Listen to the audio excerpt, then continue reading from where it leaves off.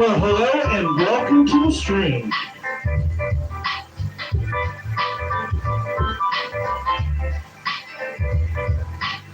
Let's go ahead and see what we can get into. We're going to do a little bit of aliens amongst us. And we're going to be picking up on this alien agenda. Enjoy the stream. As for the book of Acts, at the time of Pentecost, there are flames of fire that appear over the heads of the apostles. This is a type of manifestation of the light body. In a very small way, it is the opening of the light over the head. The early Christians on Ash Wednesday used to mark the forehead with ash, symbolic of the power of the inner spiritual eye to use the lights.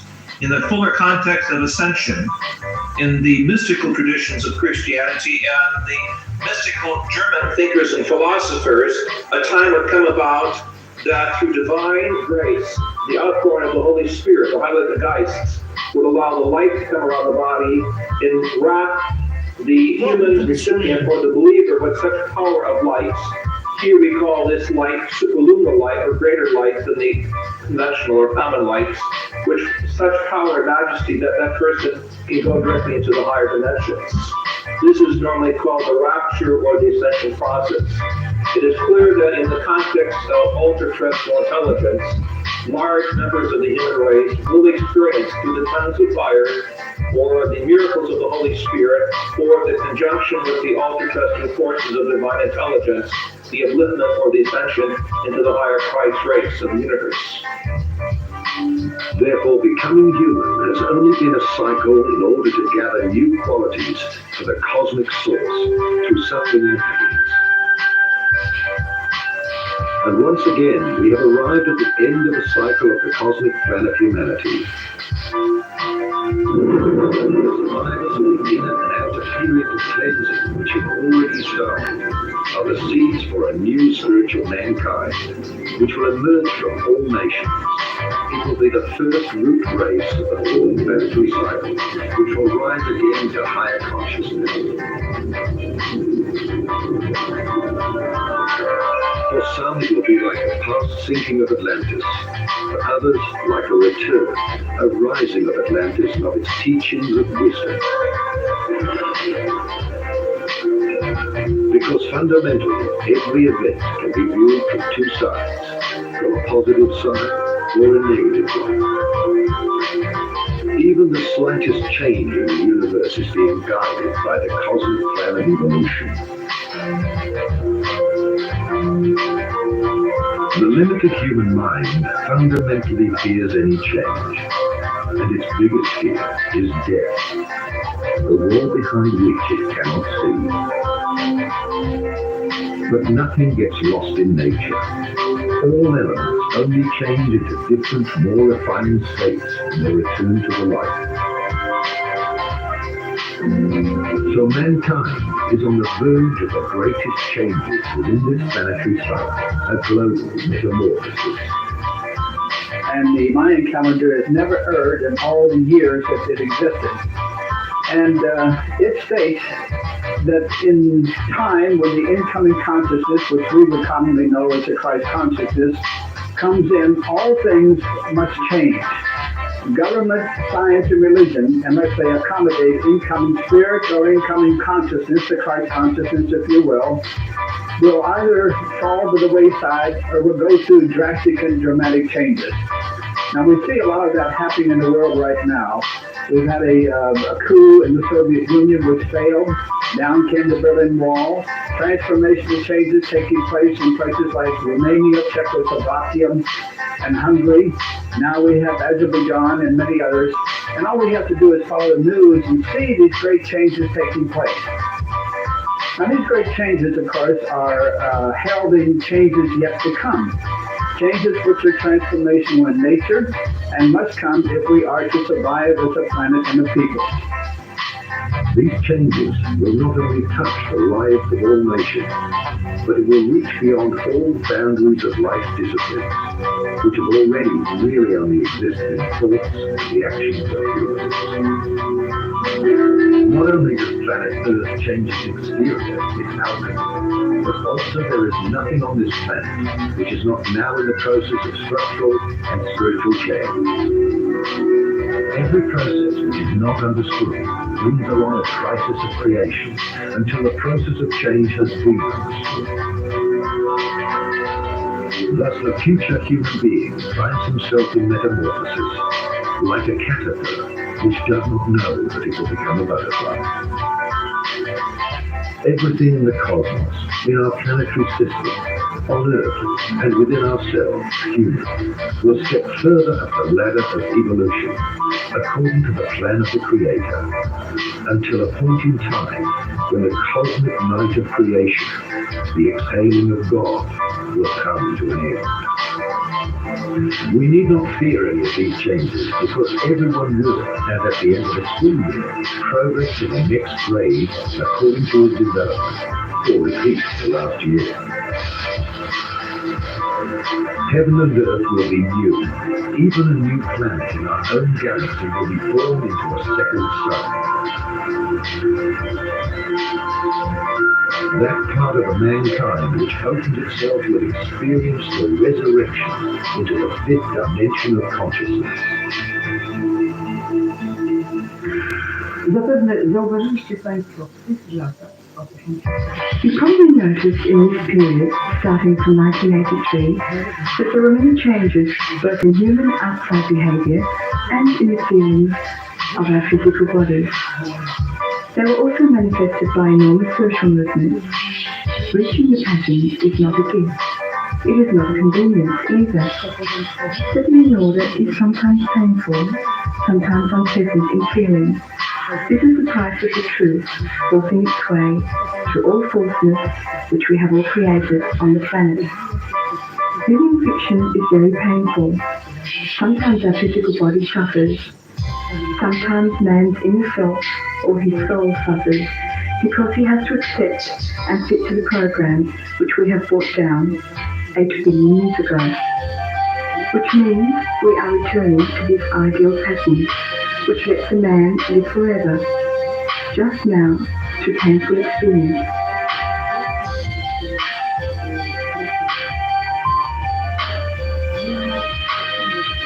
The Earth, as well as mankind's introduction to the pattern, entered the final period of metamorphosis from the 3rd to the 4th of December 1983. This process will be finished finally in the year 2000. These last years are the time of enormous turbulence in mankind and in the planet, because the Earth, equally as mankind, has emotional, mental and physical bodies. The Earth has to come back to the pattern, in other words, to the spherical form. It is logical then that the Earth will undergo quakes, floods and other disasters, but not as an expression of some God's punishment, but simply as a process of coming back to the primary pattern. nie jako wyraz kary jakiejś boskiej, ale po prostu powracanie Ziemi do jej pierwotnego wzorca. The Mayan calendar and many prophecies of ancient prophets and cultures predict the transition from the Dark Age into the new Golden Age to happen by the year 2011. The inscriptions of the Great Pyramid also point to the year 2011. However, time is a relative factor.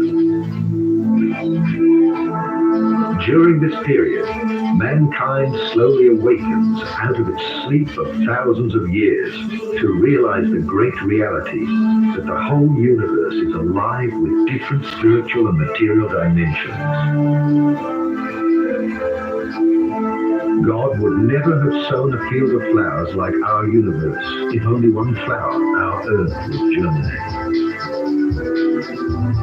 From the year 2011 on, prophecies predict the birth of a planetary consciousness. That is, that we will recognize ourselves in one another, that we are all different, but that we are one in spirit. The Mayan calendar and the prophecies from the Mayan is a very big topic. I first got interested in this after doing the research for Mastering for the Future. And when I found that so many ancient prophecies from all around the world seem to converge on the time period that we're now entering into between the middle of the 1990s and the next 20-year period. The Mayans, I found, had a very specific calendar that of a cycle of 5,200 years. And interestingly enough, this cycle goes all the way back to 3100 BC. And if you add that up and make 5,200, you find that it comes out to 2012, which isn't very far away. So that in fact, the Mayan prophecies about coming into some form of new age or some form of changing of the world seem to be headed right into the near future for the next 15 to 20-year period. What are the prophecies of the Hopi Indians? I was very privileged to be invited by one of the elders of the village of Kotuvela, which is probably the most traditional of the 13 Hopi villages in Arizona, to witness some of their prophecies and to see some of their stone petroglyphs that they have carved out of the desert for maybe as long as 2,000 years. Their prophecies are very long and complicated, but again, they follow the Mayan example and point us to the next 20 years as a very important period in world history. One of their prophecies concerns three great catastrophes or crises of the 20th century. And we've already gone through two of these crises, and we perhaps started on the third one with what was commonly called the Gulf War, or the invasion of the American and British and other forces, the UN forces, into Iraq following the Iraqi takeover of Kuwait in 1991. So this, to the Hopi, was a very serious sign that we might start a general conflict between the people who follow the moon, that is to say the Islamic people, and the Western peoples of the world. They finally indicate that this conflict will become really catastrophic only if people whose color is red also somehow get involved, that there will be a color red involved. And I'm not sure that this will happen, but it is possible when you think the only people left in the world who really use red as their main color are the people of China, one of the biggest nations on the earth. Then will follow 1,000 years of spiritual completion of mankind, the kingdom of peace of 1,000 years, when the masters of wisdom appear. Until that time, not only will parts of mankind step back into the fourth and fifth dimensions, but also the cosmic flow of the Omega cycle will end. God's exhaling flows into the inhaling. The Alpha cycle commences. Everything returns to the source from which it originated. We are concluding the spiritual involution and the parallel evolution of the physical body. Our forefathers passed on this mystery in the shape of the Sphinx before they left this planet.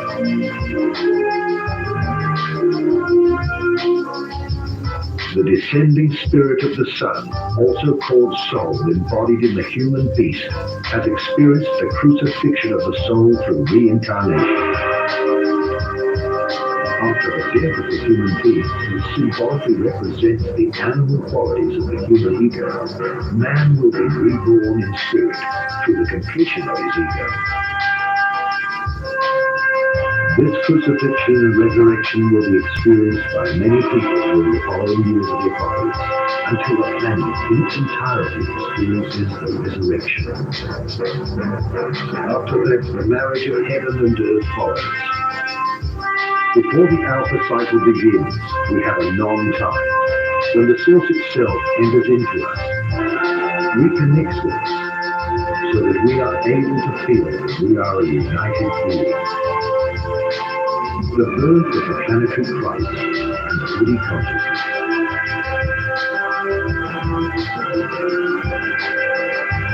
The return of the Christ, the return of the teachers of the world, the returning of the extraterrestrials, or the master teachers, therefore all point towards this event. The planetary birth, the Christ consciousness, the neural wedding of mankind into a collective consciousness. However, until the conclusion of this quantum leap into the seventh dimension, the greatest changes will happen on Earth.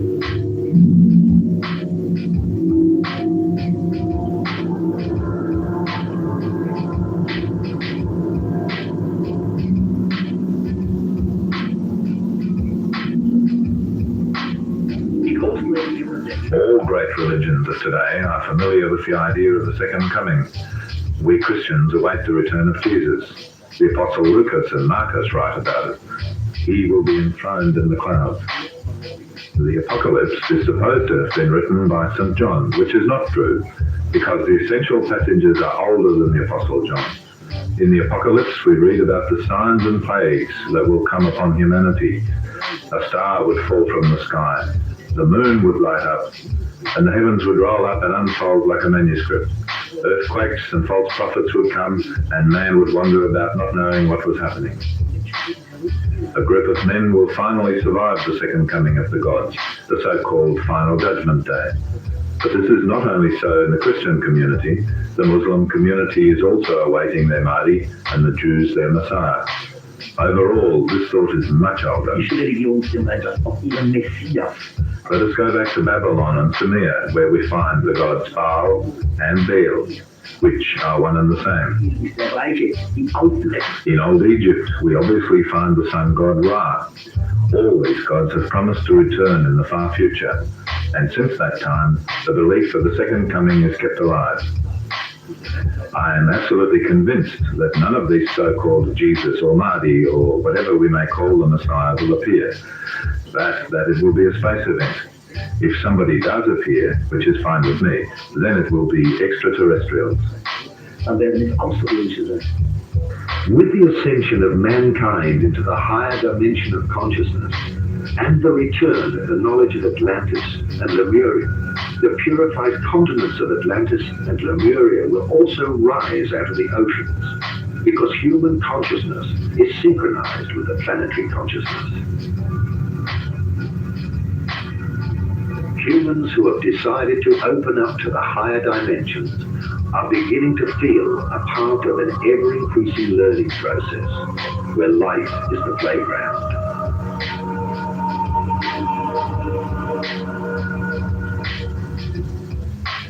On the other hand, humans who have subconsciously decided to remain in the third dimension of their consciousness will not feel any great changes within themselves, but we will all experience the big process of purification on a planetary level, because planet Earth is straightening its spine. That is, the axis of the poles is shifting again, and along with it, the climatic zones, at an extremely fast pace.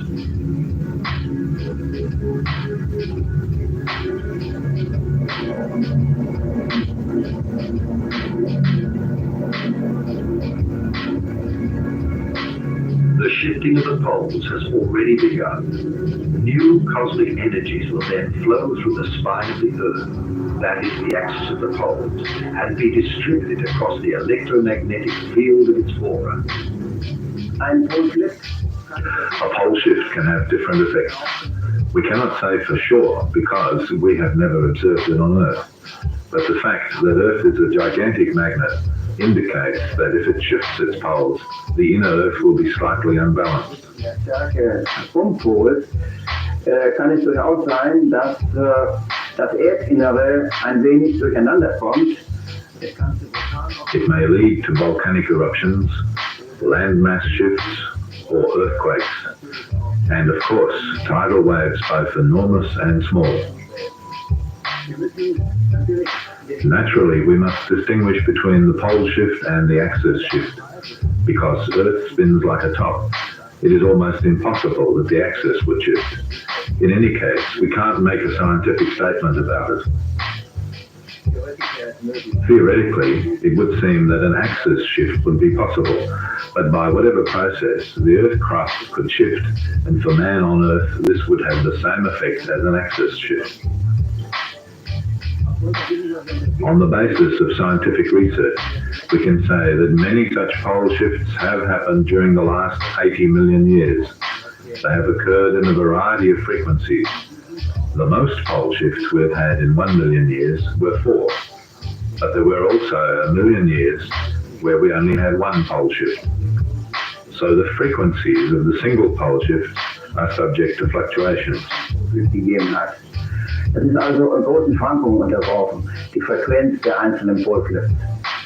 The great flood in the Bible, which is known to practically all people, could be explained with a pole or axis shift, or a shift of the Earth's crust through which enormous waves of water, hundreds of meters high, could develop.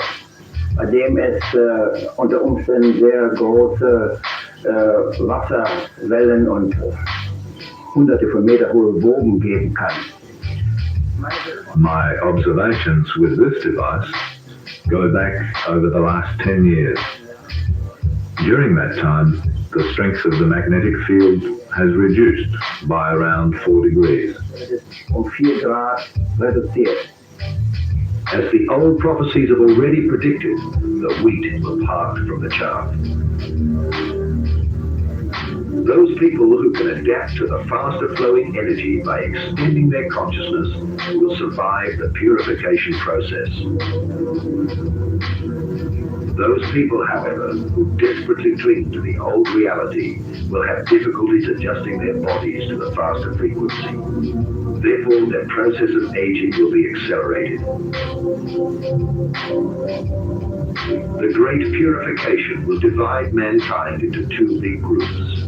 Those who will consciously want to recognize the Spirit in its entirety, and the others who will continue to believe only in the things visible and provable, and therefore will exclude themselves from the opening of higher dimensions of consciousness.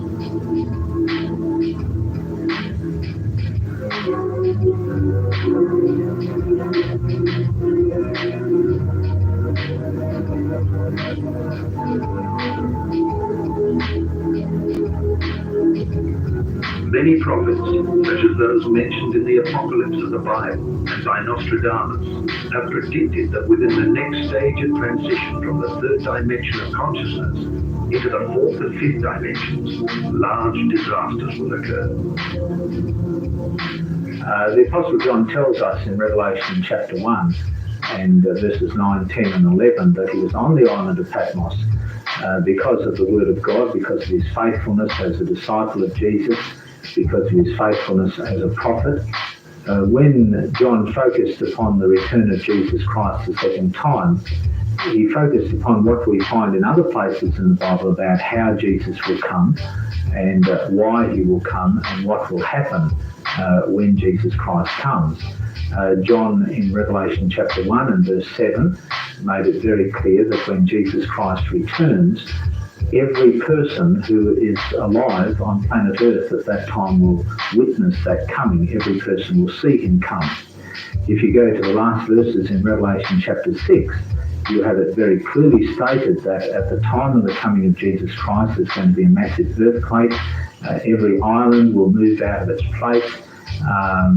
John uses the word saying that the heavens are going to roll back, as it were, and the glory of Jesus Christ and the Father is going to be revealed to people. Many people will be absolutely terrified by that event, and we read in Revelation chapter 6, in the midst of the earthquake and the sun going dark and the moon turning to blood and stars falling from heaven, you read of people who will be terrified and will be crying out to the rocks and the mountains, fall on us and hide us from the face of him who sits upon the throne and from the wrath or the judgment of the Lamb. The term Lamb is a symbol of Jesus Christ throughout Scripture. And so you read of the coming of Jesus Christ at that time. And then, of course, in answer to that question, who will be able to stand at that time, which is the question asked at the very end of Revelation chapter 6, you have the answer of Revelation chapter 7. You have those spoken of as the 144,000, those who receive the seal of the living God upon their foreheads, and you read of them further as a great multitude as you read through Revelation chapter 7. A very detailed description of the coming of Jesus is given to us in Revelation chapter 14, verses 14 to 20, where the coming of Jesus is described as a harvest. If one compares all the prophecies of writings such as the Bible, the secret revelations of John, the Quran, as well as writings of recent seers, and well over 100 appearances of Mary until 1987, a shocking scenario of three large world events emerges. The three great judgments of the world stand for three large world wars, which in turn are fulfilling the group karma of all nations. Two of these world wars have already occurred. Many believe the third will not happen. But what is the contribution of each individual so that the divine in its grace extinguishes the karma of each individual and of the nations?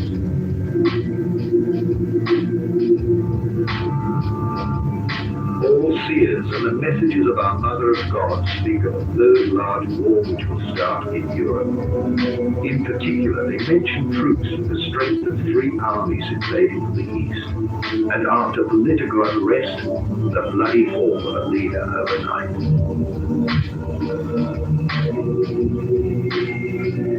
It is said in these prophecies that within a very short period, as many people will die as in the First and Second World Wars together. Europe's capital cities are predicted to burn during a limited atomic holocaust.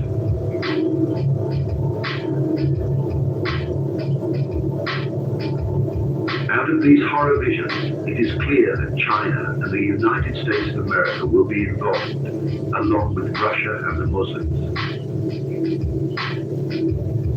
After fierce battles, all of them will resort to emergency atomic action. Consequently, the supernatural judgment will inflict natural disasters to put an end to these horrific developments. It will then separate the wheat from the chaff by causing a large earthquake and darkness for 3 days to put an end to it all.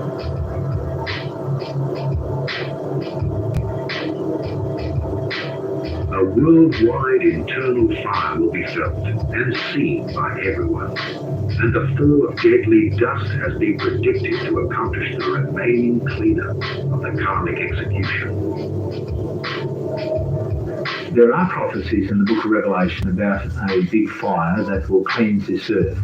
A very dramatic representation is given in Revelation 19 and 20, near the end of the Apocalypse. In Revelation chapter 19, we read of the coming of Jesus, pictured as him riding on a white horse, a crown upon his head, and he's coming forth as King of Kings and Lord of Lords, and he comes to execute judgment against the beast and the false prophet. In other words, the two beast powers that are described in detail in Revelation chapter 13. The beast that comes up out of the sea is described as the beast, and the beast that comes up out of the earth in Revelation 13 verse 11 and following from there is described as the false prophet. And we find Jesus coming in Revelation 19 executing judgment upon the beast and the false prophet, and we read of them being thrown into a lake of fire at that time when he returns. And then at that time, we read in Revelation chapter 20 that the dragon will be taken, thrown into a great abyss, and be held in that abyss for 1,000 years. And during that period of time, the dragon, described also as the devil, the deceiver, or Satan, will not be able to attack or deceive any person who is alive at that time. And then at the end of this 1,000 years, as you come through to the latter part of Revelation 20, you find that Jesus is pictured as returning to this earth, and he comes with his people, and a lake of fire comes and envelops the whole of the earth and purifies this earth. And so the sequence of events that we actually have in Revelation 19 and 20 is the second coming of Jesus, the beast and false prophet facing damnation, as it were, in this lake of fire. Then the dragon held as a captive for 1,000 years. Then Jesus Christ coming to the earth again with his people, and a lake of fire enveloping the earth and cleansing the earth. As a result of that, we find a new act of creation after this fire has enveloped the earth, where we read of a new heaven and a new earth. All this has been repeatedly predicted by the seers, and all the prophecies which have been made at different times are roughly similar. Conspicuously, all agree on one thing, that these events will start at a time when all believe that peace is at hand. Is the future preordained, or have the seers seen God's master plan? Everything within the omniverse is subject to cosmic cycles. Creation delivers everything according to the principle of duality. As day follows night, a plan for the evolution of humanity's development exists. Likewise, in the plan of creation, there is a cosmic night and a cosmic day. The last cosmic night of creation lasted about 26,000 years. During this cosmic night, man was separated from his divine self. Since the 1980s, we have entered the so-called ending of the cosmic night. During this ending, the spiritual world will be testing everyone for the feelings in their hearts. After the year 2011, a cosmic day will begin. This cosmic day will announce itself as a sudden, incredible light, and humanity will become conscious. The earth will be illuminated, and creation will reveal its completion. The final stone of completion of the four-sided Pyramid of Giza is the symbol for the completion of the process of becoming human. However, the final cornerstone of the fifth dimension, time, is still missing. Consequently, creation will find its completion in the return of the extraterrestrial gardens of evolution through the programming into the fifth dimension. Now, speaking extraterrestrially, they are here to remind us that there are other things far beyond us, which of course are necessary if we are to evolve into our rightful ascendancy in the things to come. In other words, moving from the third dimension into the fourth and the fifth dimension. UFOs, per se, have always been there. We have forgotten that because we have returned to amnesia and we have returned to illusion. We are now about to walk or talk or act out of that so that we become realism again, that indeed we have the powers that we once had, and we can take them into ourselves again to change the dilemma that we face as a nation, as a peoples, and as a planet. We must do this again as the people. We cannot rely upon our governments anymore. Governments basically are defunct. We don't like to think so, but they are. Governments are also a captive of many of the malefic extraterrestrials. That was true during the Third Reich. It is now true of the United States government, and I don't know how many more. It is time to turn to those who have our best interests at heart. And those who do have our best interests at heart are known as the Guardian Forces. The Guardian Forces outnumber the malefic or bad extraterrestrial forces somewhere around 10 to 1. And yet we do not turn them, in time of need. Again, to invoke them, again, to get them to step in our direction and to assist us, we must do so through prayer and meditation and love and light and balance. And if we do that again, then we invoke the power, if you will, of the Guardian Forces.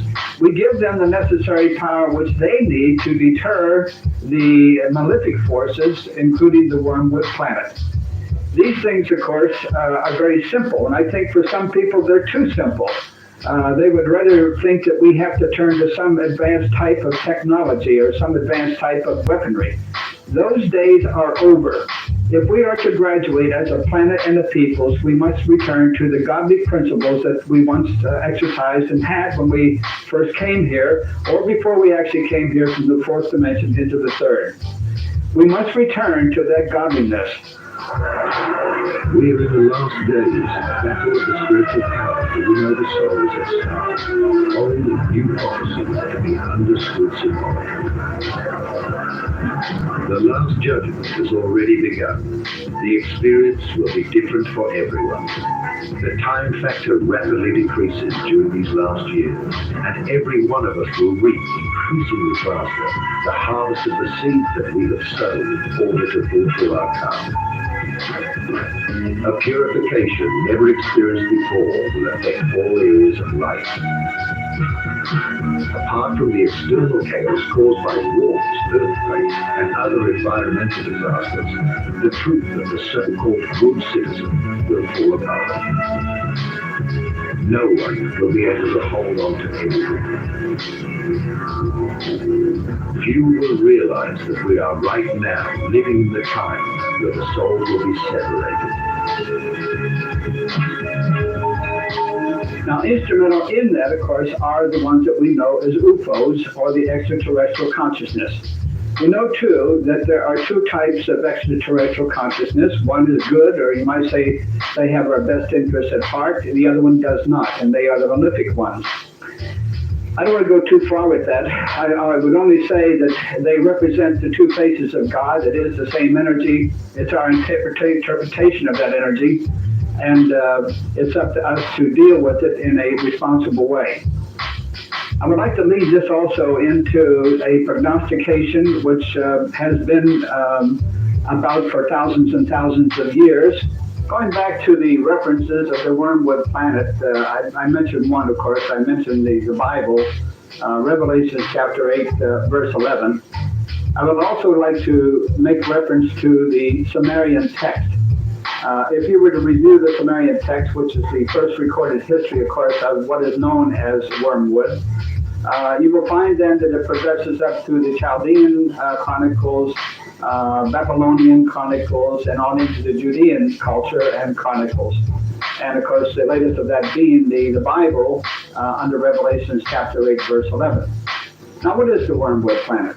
Well, there's many speculations about the Wormwood Planet, but I don't think that speculatively we can deny that it exists, because there's proof, although not written, but there's enough proof at hand and at large at this point in time that world government is fully aware of the so-called Wormwood Planet.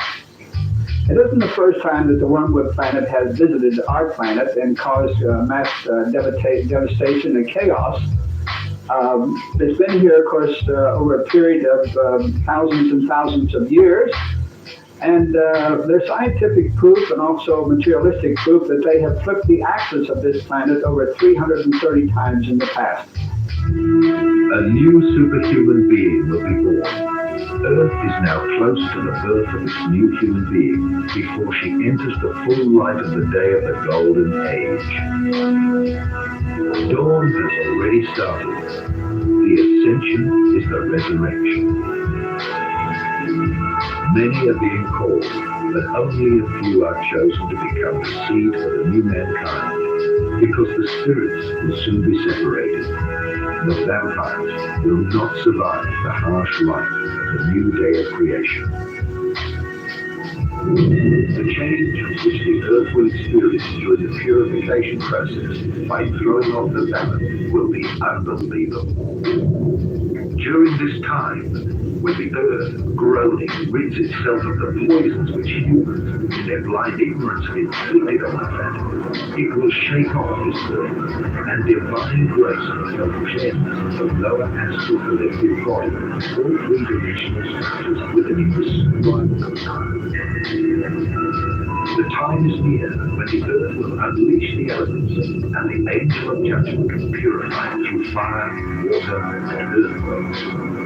During her pain, giving birth, Mother Earth, the Sun, and Leo Breakdown, which will culminate at end with all that is inferior. The darkness of this world, the afterworld, will be burnt, and a new humankind will be born.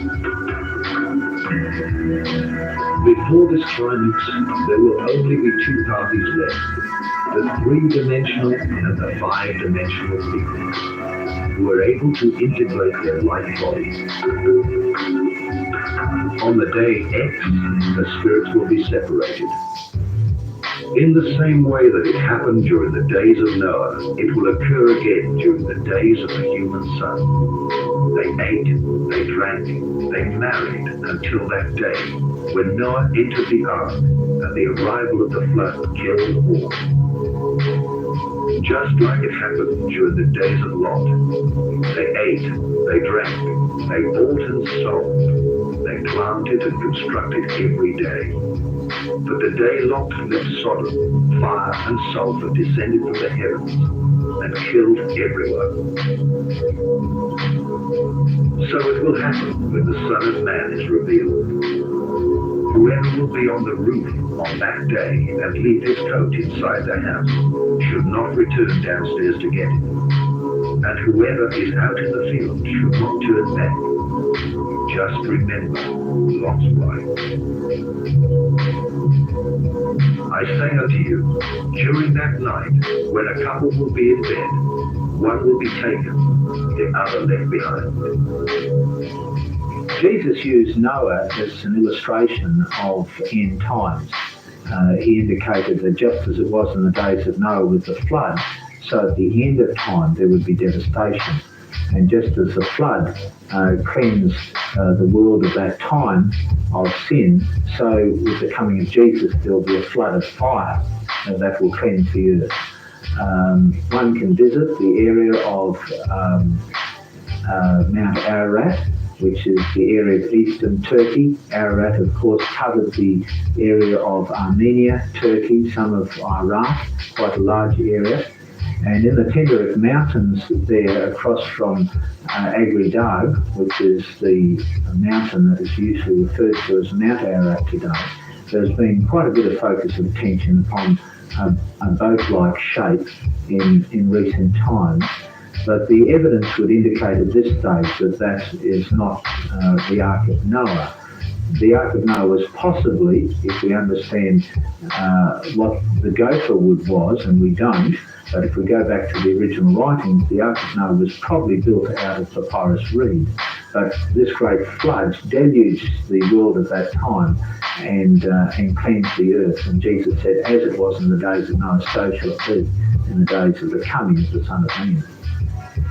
For the survivors of these events, it will be a new era of peace, of spiritual completion.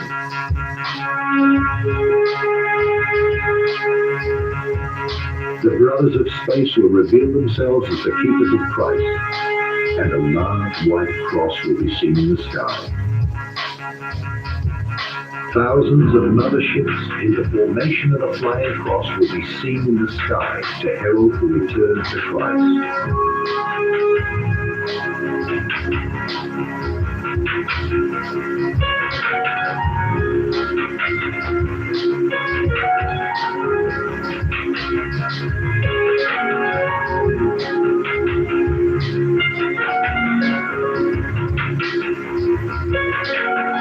For the chosen ones, it will be important to pay attention to their intuition and to their dreams, because the higher self will be sending out impulses ahead of the disasters caused by humanity and triggered by nature, in order to be in the right occasion at the right time. Earth will be cleansed for the seventh time, and God within us will decide whether we will be the seeds that perfected mankind. The Earth development in the material world can be divided into 7 successive cycles. At present, we are in the last stage of the 7th cycle. Each cycle was finished by a cataclysm on the Earth, but those who embodied the cosmic values were saved. Those were the people who had collected the necessary energy vibration for the new cycle. It was always the result of individual experiences.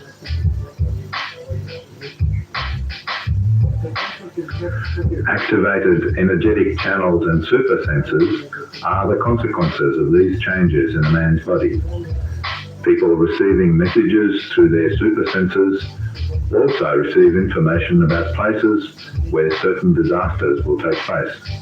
It refers to Japan, Great Britain, and some European countries.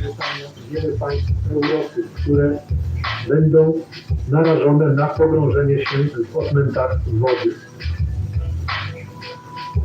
Wiele przekazów dociera. Much information we receive during our dreams, when the body is relaxed, calmed, and our intellect and personality do not disturb us. We become open to all impulses which can reach us from the outside. Everything that comes during a dream which seems to be unreal, in many cases shows us situations which will happen here on Earth. Please pay special attention to your dreams.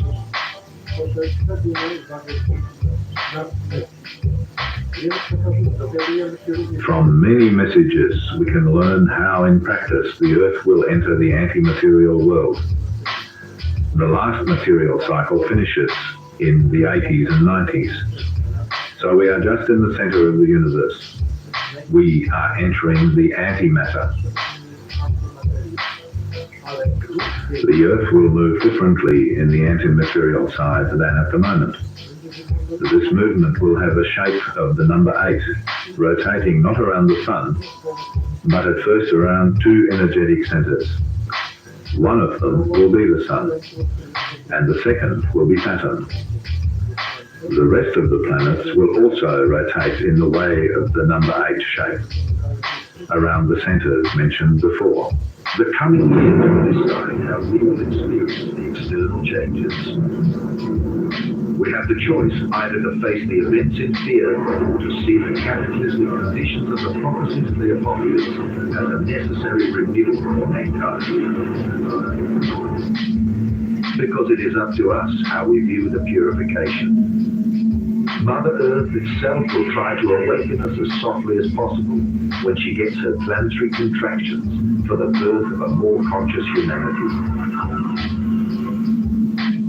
The world has received many warnings from saints, extraterrestrials, and prophets. The world has been given many signs. However, at the end of time, everyone will recognize that which he did not want to see.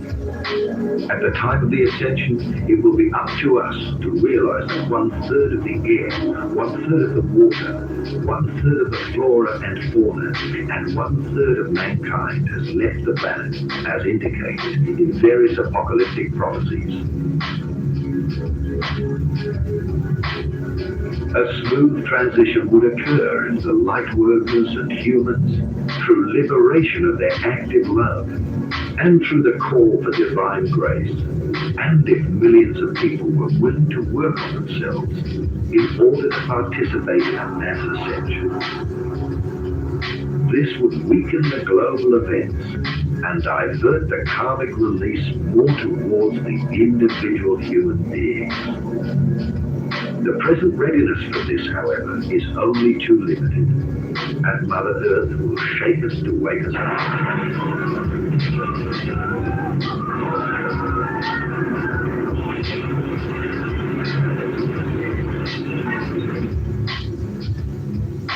Much of the information does indicate that parts of consciousness will sink. Certainly the first chapter of the book is the old book about my personal experience of living through what I felt was the sinking of much of the land of California. And I've also done research then into what Edgar Cayce has said about Japan, or parts of Japan going into the sea, and finally the work of an American channel named Dory Wilkins Toy, whose Freedom Star map shows even part of Australia being split in half, a good deal of Russia and the northern part of Europe going on the border, and parts of Northern and South America. All of this would be compensated by new lands, however, coming up in the Pacific, a new Silurian type of land, I guess, and possibly some new land in the Atlantic that might be considered to be a new Atlantis. So that the relationship between continents and the sea would remain pretty much constant over time.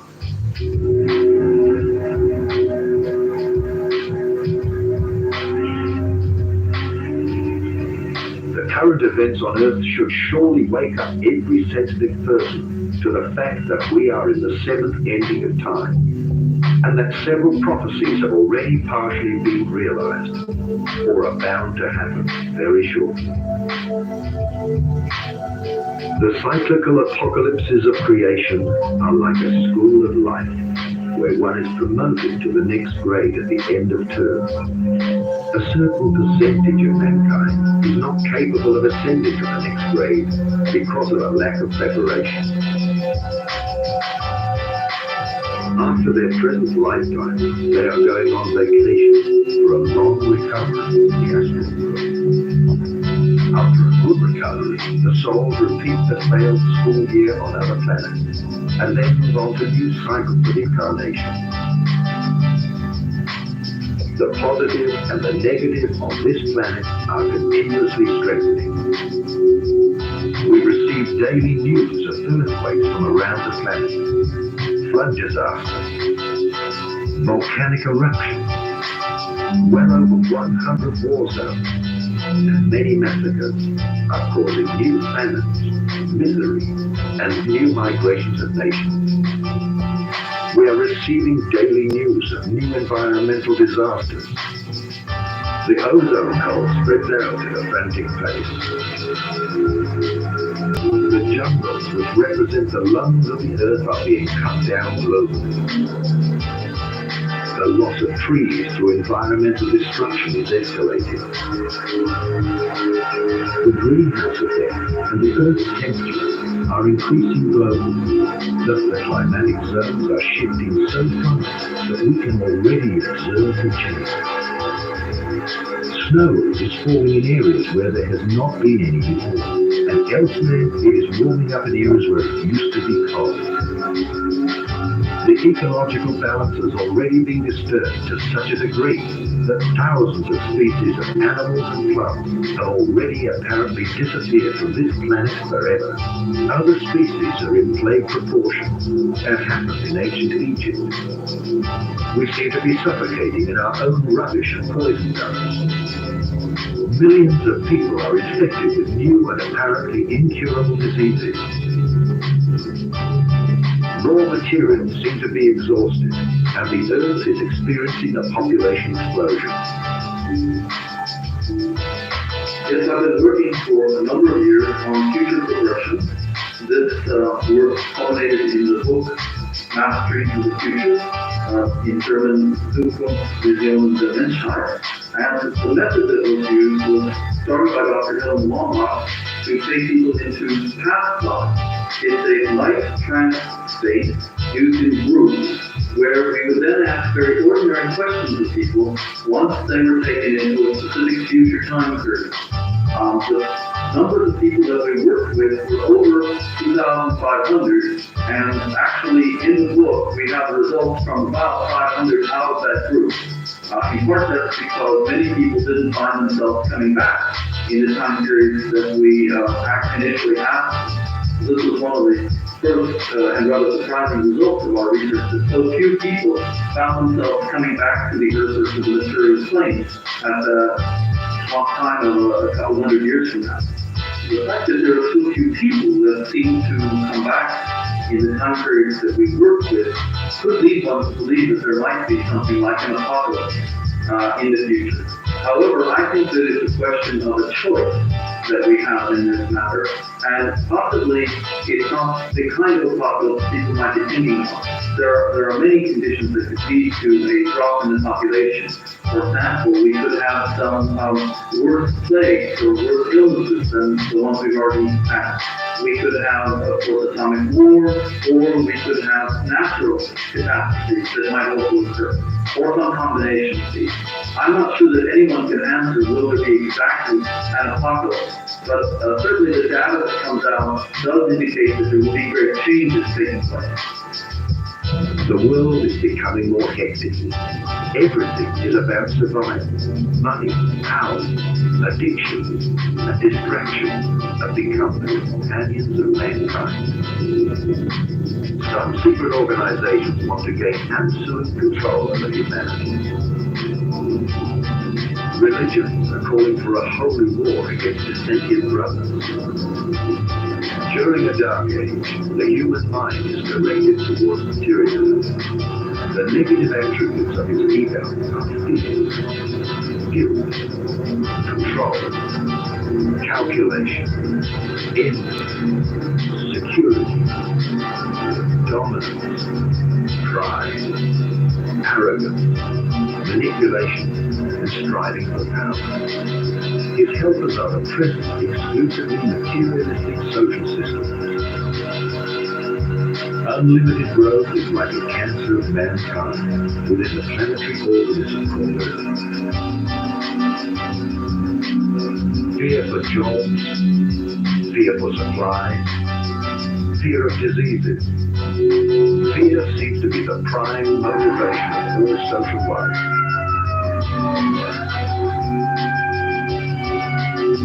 My personal feeling about the future is that it's coming along pretty fast.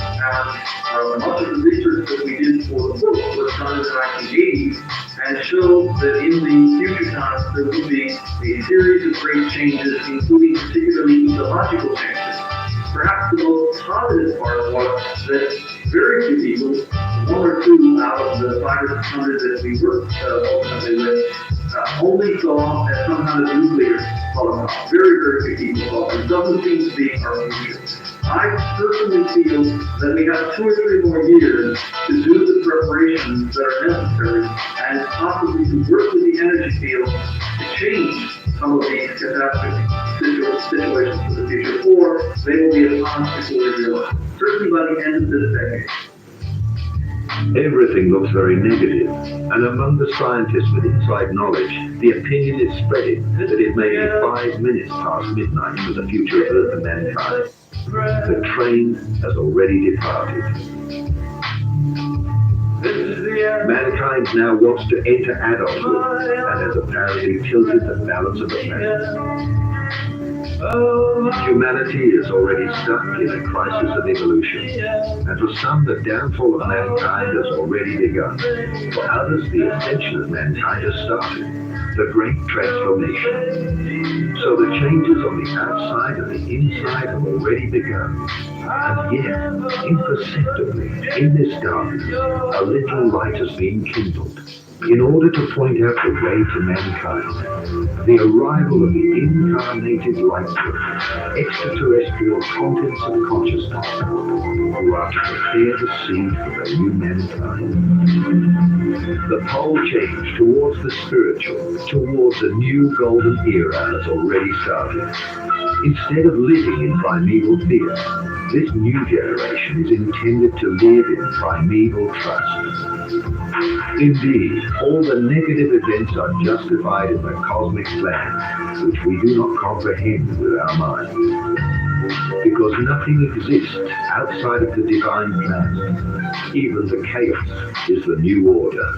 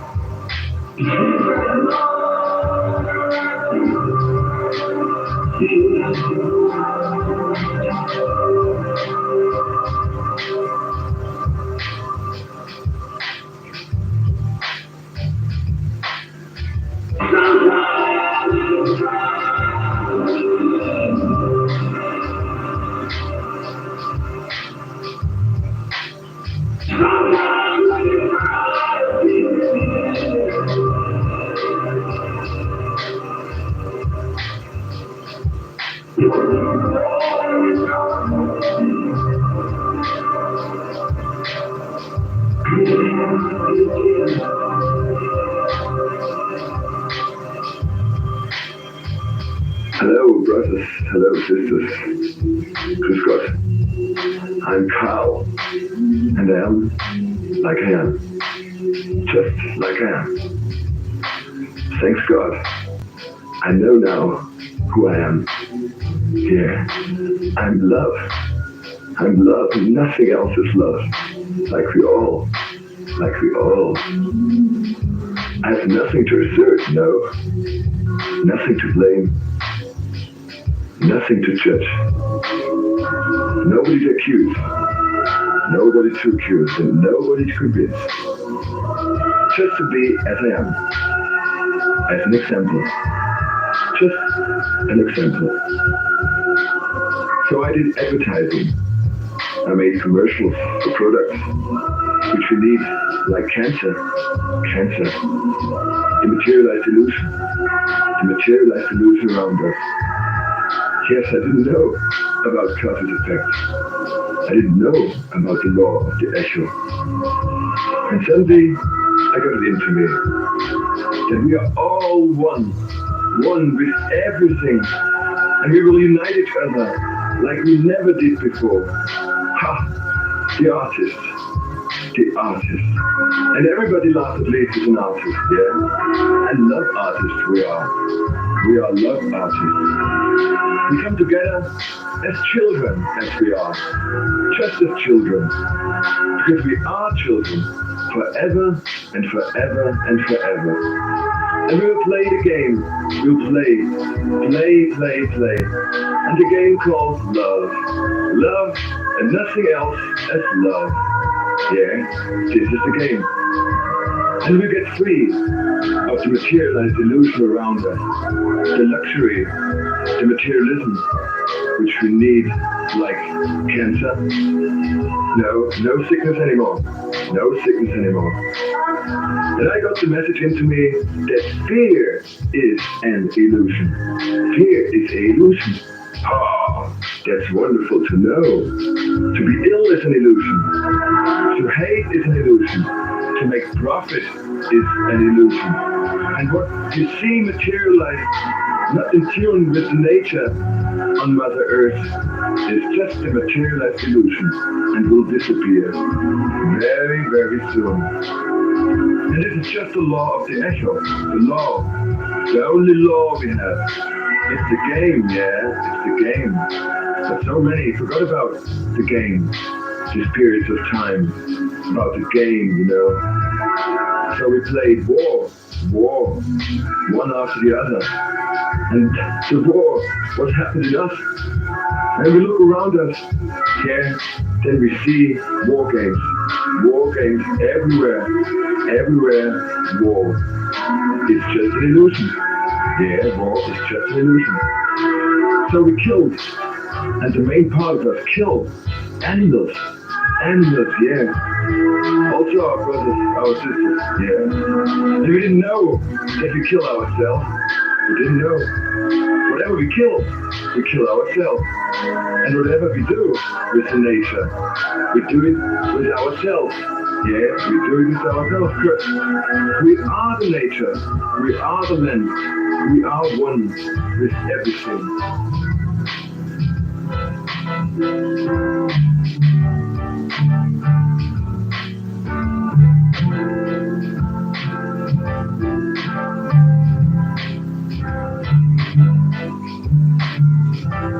The continent of Atlantis was an island which lay before the Great Flood in the area we now call the Atlantic Ocean. So great an area of land that from the western shores those beautiful sailors journeyed to the south and the North Americans with ease in their ships with painted sails.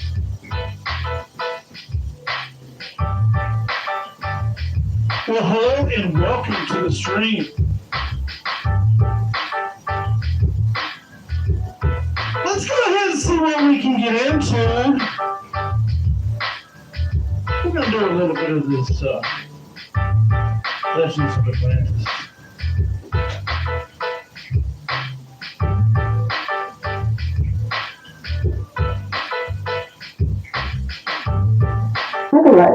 A resident has videotaped strange lights in the sky, and is at a loss to explain the sighting, but a UFO expert is in no doubt. Around 10 o'clock on June the 7th, these lights were seen travelling from south to north above Adelaide. It was a clear night, and from the foothill suburb of Taringi, Pato Navidad had a perfect view. Well, you just appear in a film, one flash, through behind and another through behind. By the time Mr. Navidad grabbed his video camera, they were almost gone. The sighting had confounded him. I never seen something like this in my life. That's why I went and got the video, because I see planes every night. I see solid star, I see many things, but this, never seen this before. A closer inspection of the images reveals what appears to be smaller flashing lights on one of the objects, two above and one below. UFO expert Colin Norris believes there's no doubt what Mr. Navidad's video camera captured. And the way that the shadow described is coming across the sky, rules out all flares and that type of thing. So, the good old word UFO, I believe it to be that exactly. So it's extra in my opinion. Mr. Norris says he received a number of other reports of orange lights in the sky on that night, but Adelaide Airport says it has no record of any unusual aircraft activity that night. The incident follows a spectacular sighting in the Queensland town of Gladstone last month, also recorded on video. Mark Smith, 10 News. You never know. Queenslanders have their eyes fixed to the sky tonight after a witness caught on video what may be a UFO. There's been reports filtering in from a 600 kilometre area ranging from Rockhampton to the Gold Coast. This is the UFO Gladstone residents reported on Wednesday night. The light was coming from that area to that area, but there was no cloud and light. It was just there 1 minute and clear another minute. Joe Mann was overwhelmed when she spotted it as she drove home from netball. Actually, it was your way. I think I had no it makes so thinking that people think I wasn't the only one seeing this, and it did come out. Reported tidings on Wednesday night all concur. A pulsating light changes from white to blue to red. But what Michelle Mulder experienced on the same night at Ipswich was different. She was home alone when windows and doors started shaking. You could feel the energy on top of the house. It was standing for them. 2 days earlier, Mount Morgan residents on a surgery saw something over in Knoll near her house. And it was cold, and it was spinning. She made a history last year, so it wasn't what it is in the middle year, I had no answer.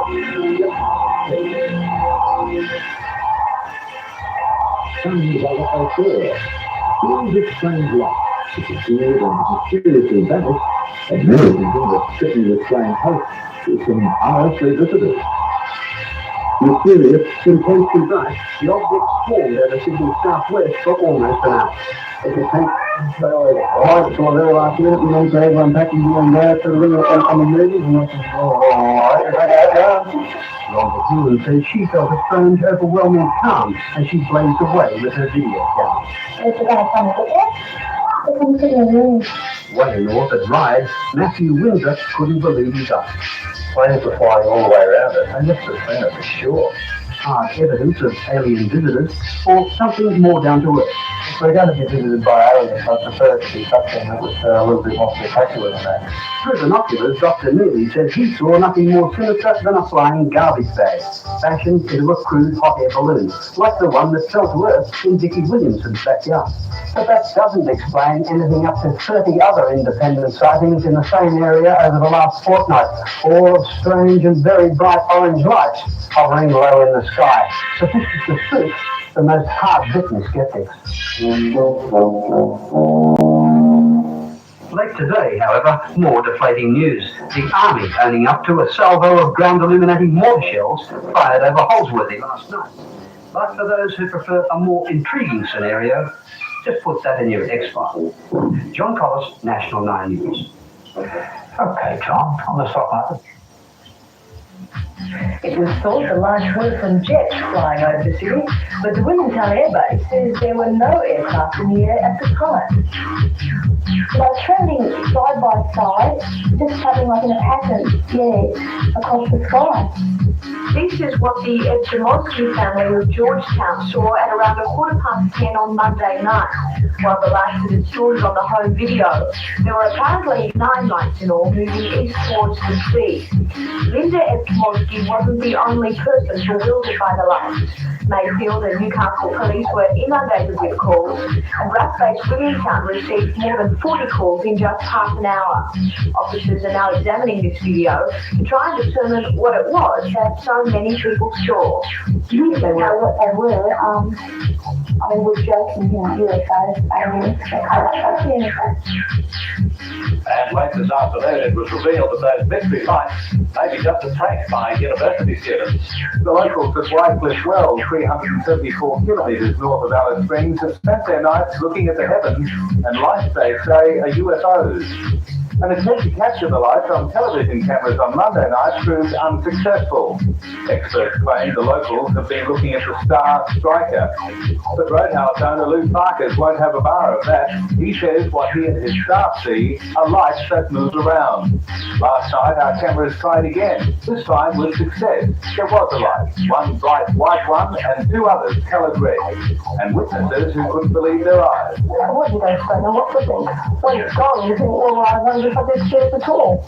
RAAF personnel at Tyndall Air Force Base are making no comment, saying all they know about the lights is what they see in the local media.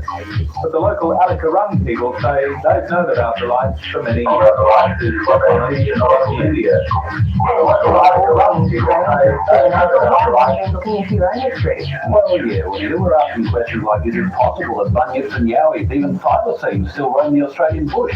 There have been thousands of sightings, and at last 4 Australian researchers have documented many of those reports. They even hint that paranormal forces may be at work.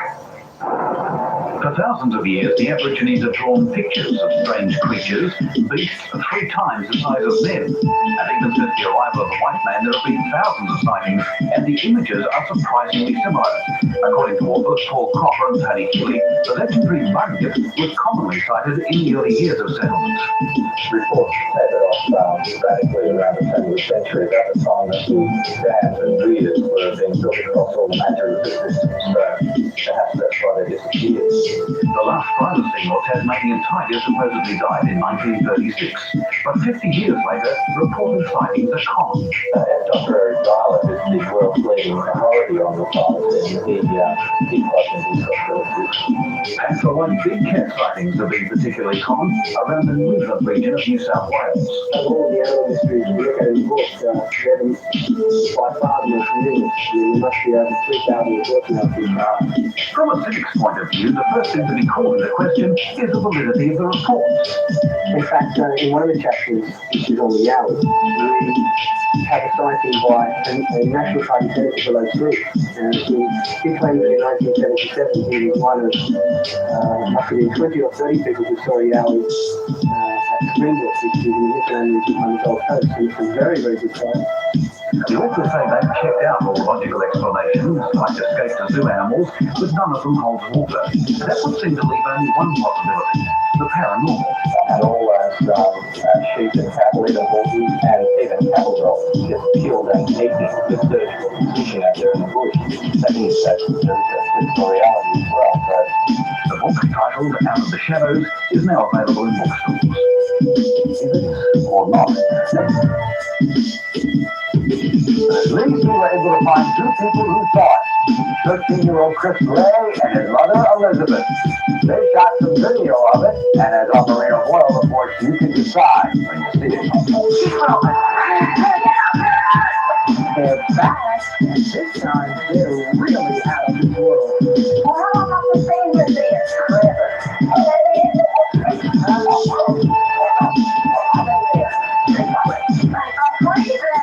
The last time we saw UFOs, they were invading Russia. Yes, we were scared. The UFO hovered in the air next to Iowa. This very thing happened in one of these spots in the 60s, and then again in the 70s, and again in 89. And Monroe, Louisiana. That was for a split second when whatever it was slowly across the window. This time, it's West Virginia. I thought that had some The globe. What you're seeing is the arrival of the UFO in a little town of Oak Hill. What you hear is a mix of wonderment and fear. An average American family having their first encounter on the blacktop. Of course, but it didn't end there. The rad UFO was seen by thousands of people up and down the East Coast, including the nation's capital. Sound familiar? Some experts say it was probably a meteor. A few said it was a helicopter. Now, charging on that quick, but all were afraid to alarm the populace. They saw red because the UFO changed from blue to orange to white, then vanished. And then the news gone low. Now you say this thing was weird. Imagine what they think of us. My next question. What happens if I said to your boat, come challenge your imagination. Chris, you haven't dreamed about this since it happened over the weekend, have you? No. So what do you think you're going to do now? I mean, you're going to keep looking in the sky or what? Yep. That's it for tonight.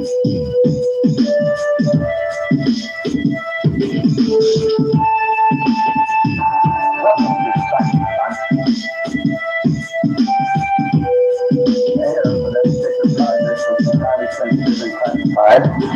And as a result of that, I was in charge of aerial phenomena, you might say. So all aerial phenomena came through the A2, which was the Air Force representative, and the D2, which was the Army representative, myself. One day we received a twitch from higher headquarters, which is called the 3rd Army Headquarters. Came down to division and actually Corps first, then division, and then to us in the Air Force. And it was an emergency cable, a twitch which simply stated that an unidentified flying object had self-landed in White Sands, New Mexico. The first initial twitch indicated that they had it under observation. They were going to watch it for 24 hours, hoping there would be some type of life aboard and they could communicate with it and get on with the possible acceptance or rejection of the craft itself. What happened, however, after 24 hours, there was no sign of life. So it was assumed that either the ship was vacant or that the persons who were aboard were all dead. That later proved to be quite accurate and true. Now, after it was assumed that the ETs who were aboard were dead, they then decided they must find a way to get into the craft itself. Now, what happened was that the exterior of the craft signified no way to get into the craft at all. So somebody had the bright idea of probing with a long pole, which they did, and they did. And lo and behold, they did hit a button and down came a interior door, like a trap door. And there was access, of course, into the craft itself.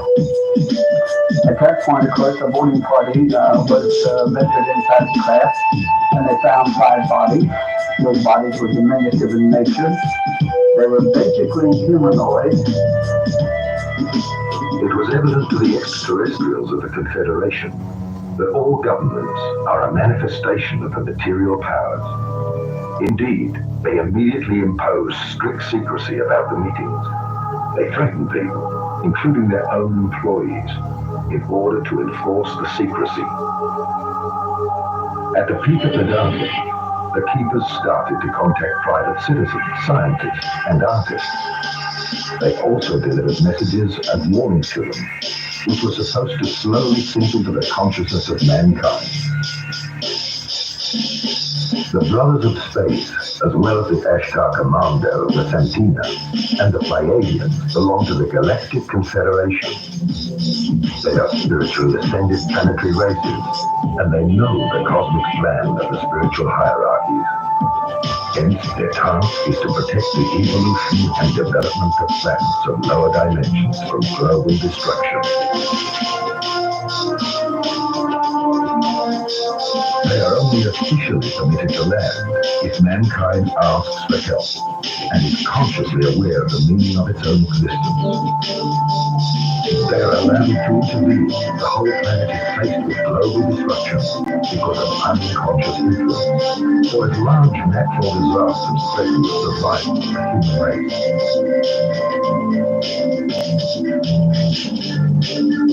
My first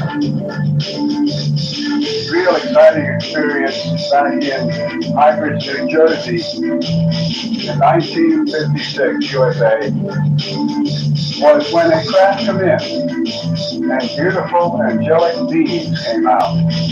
They reminded me of angels. In fact, they reminded me of my wife. They came out and they gave me a message of love and peace and compassion, that we should change our consciousness, raise it on this earth to love and compassion. Stop killing each other in the name of all these gods. Be good to each other. I listened and I felt very, very good. I asked where they were from. They said they had come from the vicinity of the planet of Venus. They were golden-haired people with gold eyes, light blue, and between 5, 6, and 6 feet tall. And the message, they said, was given to us, to the people of Earth, in many Bibles. Many Bibles. It's in our scriptures. They came here thousands of years ago, and all our Bibles have their message in of peace and harmony, but we do not listen.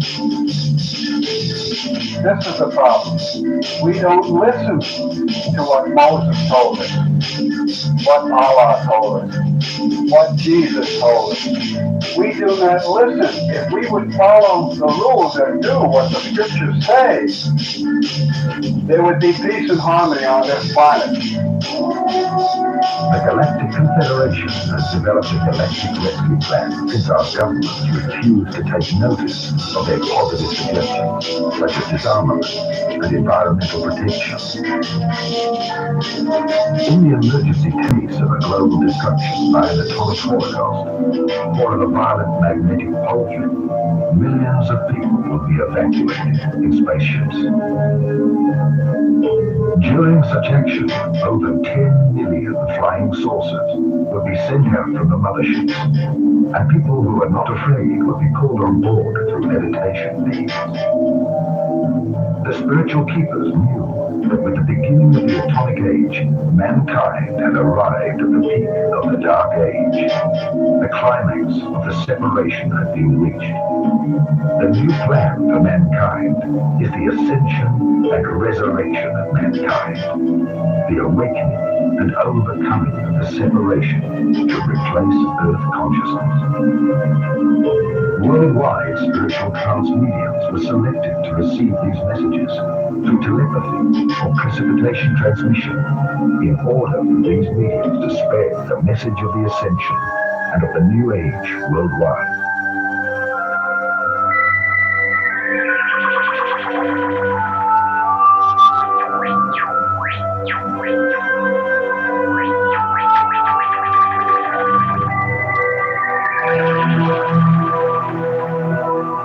The Pleiadians have always worked through me and around me as a presence. I do not have what most people would call physical contact. I've never really seen ships, even though in 1981, when I was living in Tulsa, Mexico, I awoke from a sleep state in complete panic because there were 3 blue extraterrestrials in my bedroom hovering, putting their hands above my bed. So I had that contact in 1981, and I never forgot it. I labeled it a dream, but I always knew it wasn't a dream. And the beings were small and very bright blue and kind of almond-eyed. And when I began channeling the Pleiadians, I remembered that event in 1981, and I knew that extraterrestrials, that outer life forms were real. And that's what gave me the courage, the belief to allow these beings who said they were from the Pleiades to speak through me. During the course of our friendship and our sharing of my body, they've taught me so many things. And what I'm wanting to share with you today is that the search for extraterrestrials that people are impulsed to follow is a search that's very complex.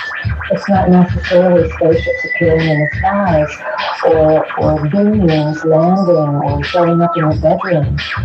what I'm discovering is that the merging with the God's returning to Eden, has to do with an infusion of our consciousness, understanding that other forms of intelligence can blend their consciousness with ours. We can learn to blend ours with theirs, and we come into a whole new level of operating on the planet. The basic message that the Pleiadians that work through me offer is that thought creates reality. They say they come from the future, and they have learned how to penetrate what they call the corridors of time and ride different webworks of time. And they've come into our reality to teach us about something that we need to change, that we need to implant within our basic values of life. And this is what they've given me, the gift that they've given me, the restructuring or revaluing of who I am. It's not been easy, definitely. I've changed so much that sometimes it's very difficult for me to relate to people and the ideas that they have not questioned over the years. The ideas that are instilled with us from the time we're children based on fear, our religious institutions, our educational systems. They never teach us to honor and love ourselves and to understand the mystery of the body first, and understand that the mystery of the body and the mind ends up reflecting itself and creating itself in the outside world. Part of my instruction at this time has been to speak openly so that others don't feel that they're going crazy, so that others can understand that there is this infusion of our planetary intelligence coming to merge with our consciousness.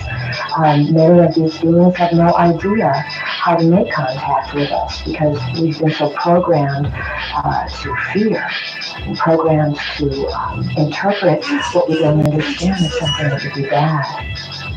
And unfortunately, we've been lost in this paradigm of thought that we are the most intelligent species that exists. And I believe that we're one of millions or billions, and that the earth is now being reopened.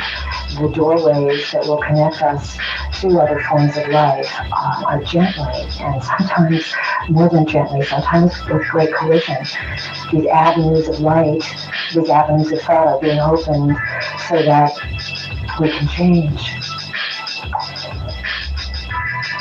I feel that I'm an example, I'm a forerunner for what's going to happen to much of the population. Knowing the thought patterns of humans, that one message was not enough, the Confederation resorted to a much more extensive assistance scheme. After consultation with the spiritual hierarchies and the cosmic intelligences known as archangels, a common plan was developed with the Archangel Michael to send his legions of light workers to incarnate on Earth. Voluntary extraterrestrials of all planetary hierarchies within our Milky Way helped heal the Earth with the release of a new consciousness on the planet, leading us back to expand the awareness of the planetary Christ, or Buddhi consciousness. First, ascended masters who once left Atlantis decided to incarnate again, as well as countless volunteers of higher planetary hierarchies, to begin the return of the White Brotherhood of Earth. An old Bible prophecy tells of the last battle on Earth, where the Archangel Michael leads his legions into the battle against the unconscious. In 1960, the first voluntaries began to incarnate on Earth with the help of the spiritual world in order to prepare for the coming of the legions. The legions would incarnate from about 1970 onwards, with the vibration of the planet was slightly raised in order to change the world from within.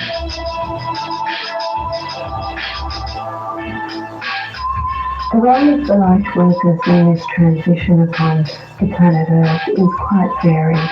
We all have unique and individual roles, Basically, I think we come to understand that the new millennium, the golden age, is not going to occur through some angelic force stepping down from heaven, waving a magic wand and transforming the planet.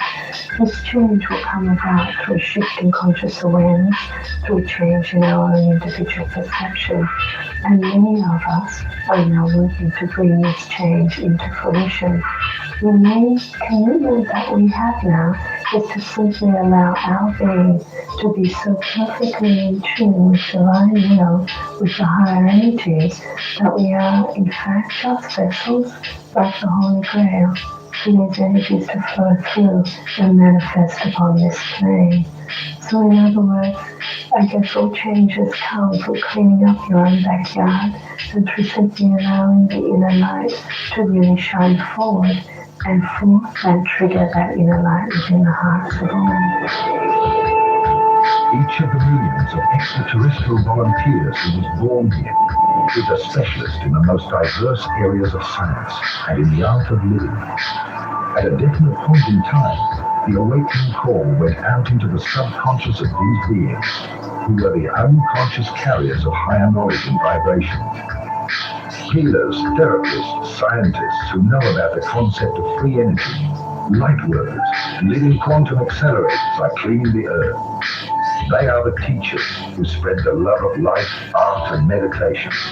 They are spiritual teachers, warriors of the suppressed truth. All of them, consciously or unconsciously, introduce the new age and raise the frequency of the planet. Many of these people have always felt that a part of them is different. At the time, I had never heard of or read about UFO, and I had an experience on a ski holiday at the Tauchen Lake in Salzburg. I used to pray a lot for people who were about to die, and I comforted people who had a calling in this life. In the evening, I went to bed and I prayed. I cannot even say how this sort of thing happens. Then there were 6 round flying objects, and out of each of these round flying objects shone a beam of light. In that moment, the beam of light intensified, and I was afraid. My fear was so strong that I was paralyzed, but at the same time, I also felt bliss. Then the beam hit my head, through the eyes and the forehead, and it felt like my head was bursting. And again I had a strong pain and a feeling of bliss.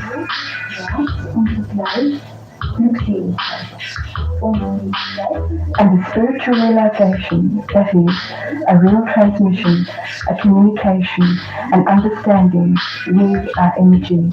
And if you hold as much energy as we do, we will come and take you from the earth. There is only one possibility, love. I always sleep naked in bed, if you do not mind me saying so. The temperature was -15 degrees. I went outside onto the balcony and I was pulled up into the starry sky. I did not feel a cold, nothing. My husband pulled me back into the room. For 3 days I was supposed to ski, but I was like paralyzed, like totally absent. I could not think, feel, wish for, want anything else but this message which I had been given. And as I said, at the time, I had neither read nor heard anything about UFOs. Later, when I had moved to solar, I had a further experience. Again, it was before midnight. Something pulled me out of my body.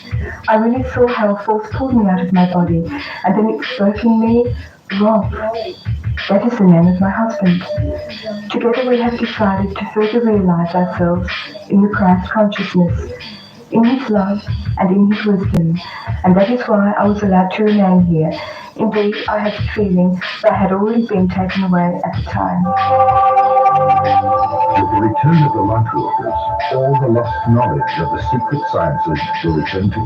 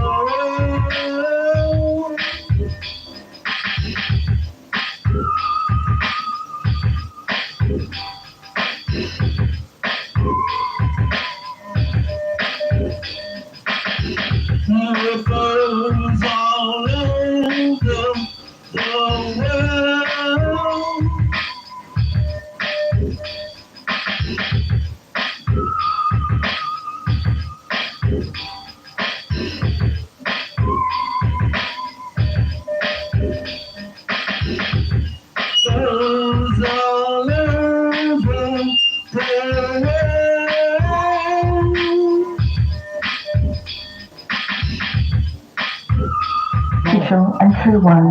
It was founded 2,500 years ago here in Egypt. The teachings are of Hermes Trismegistus. The entire spiritual line, let's say, is made in order to find the path to God. Everyone has to find his path. These teachings are pure and real, and they are constantly updated, scientifically, and let's say also on a spiritual level. Wissenschaftlich und auch, sagen wir, spirituell. Do you see a relationship between the contact to extraterrestrials and your religious coalition? Not directly.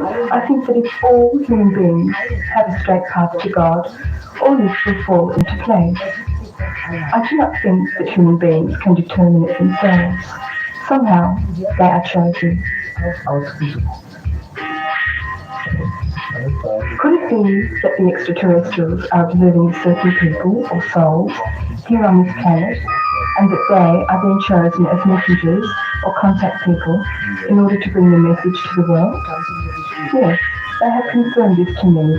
They are observing, then they choose people and give them instructions.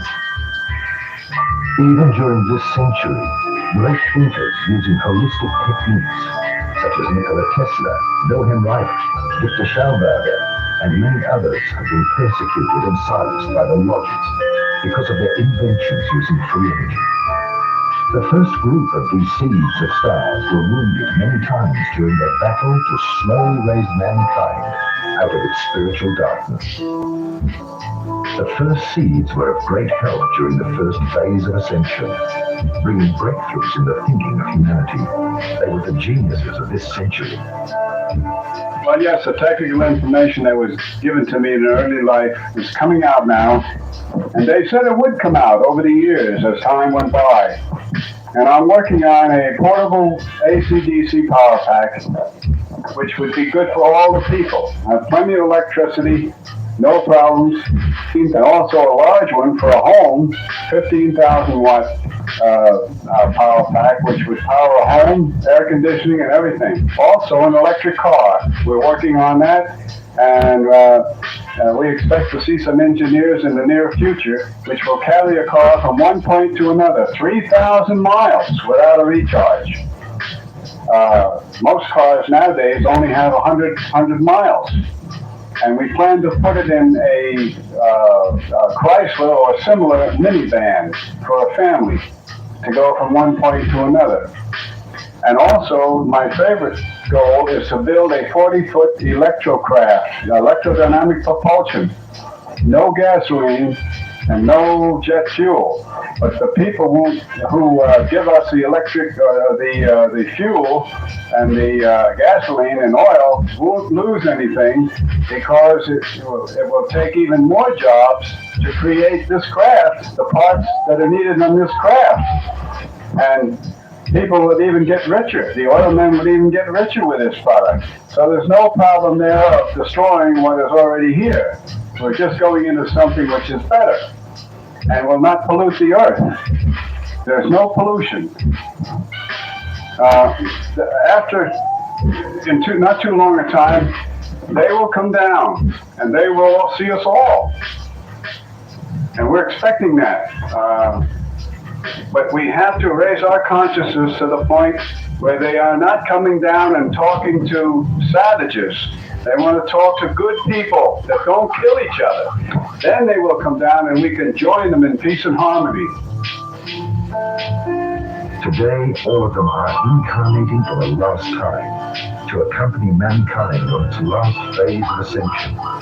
They were prepared for this time during many previous lifetimes in order to help all people to become masters themselves. The time has come for you to wake up to the fact that you, by your own choice, will serve mankind.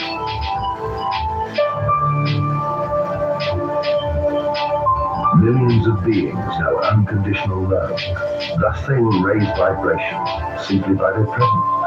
so that the purification process will start. And spiritually, no stone will be left unturned.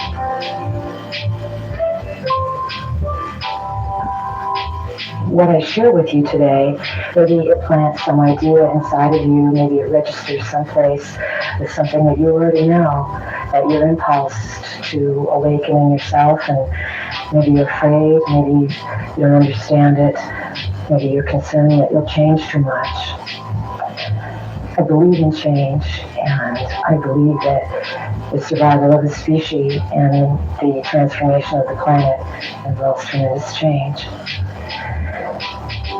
The message that the Pleiadians give is one of understanding the isolation that the human species has been locked within. They call the present version of the human species modern man, saying that basically we spring from an experiment that began about 500,000 years ago, and that the gods that created us are extraterrestrial beings who in reality forgot their own gods. And these extraterrestrial beings are going through their own process of change at this time. And because they created us, because we're a part of how they learn, we're involved and they're involved in this time of coming together. What the Pleiadians have taught me is that this coming together, this collapsing of time, this merging of consciousness that's taking place between all species on the earth plane, has to do with something that is going to create, let me see how I can put it, a new geometric thought form, a new geometry of being that's literally going to move through our universe and change the entire course of our universe. They have told me and told the people that they speak to that the human species genetically has a very different organizational structure than we've been led to believe. They said that the evolving human, the human that will emerge on this planet, will have 12 strands of genetic material, and these 12 strands of DNA will activate within the human full brain capacity. This is something that is quite a lot to consider, and yet I can say in the last few years of working with these energies that the process has begun to take place inside of me.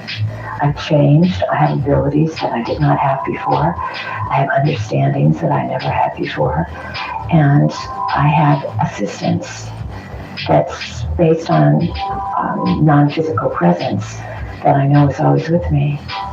And I feel that the message I'm led to share with you is that these beings are around all of us. And that if you would relax and if you would reconsider who you are, you can open to this very wonderful relationship.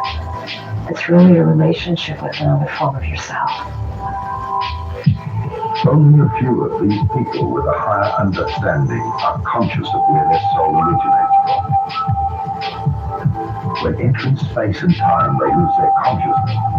By increasing the level of vibration, they will all remember their true identity. While earthquakes and other events increase in intensity, holding the attention of the ultimate will, the extraterrestrials and the chosen ones will complete their spiritual and physical ascension into the fifth dimension. In the next 20 years, groups of people will ascend through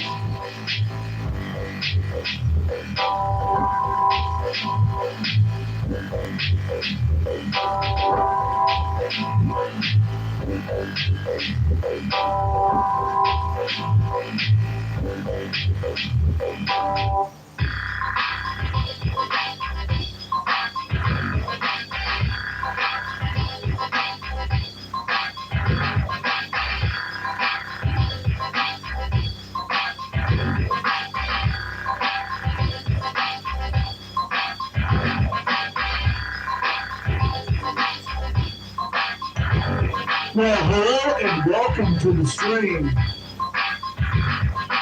We're going to be picking up on some 50 years of flying saucers And this is a UFO conference, which probably about 3 people attended on VHS cassette. And this is about as low rent as you can get. Enjoy.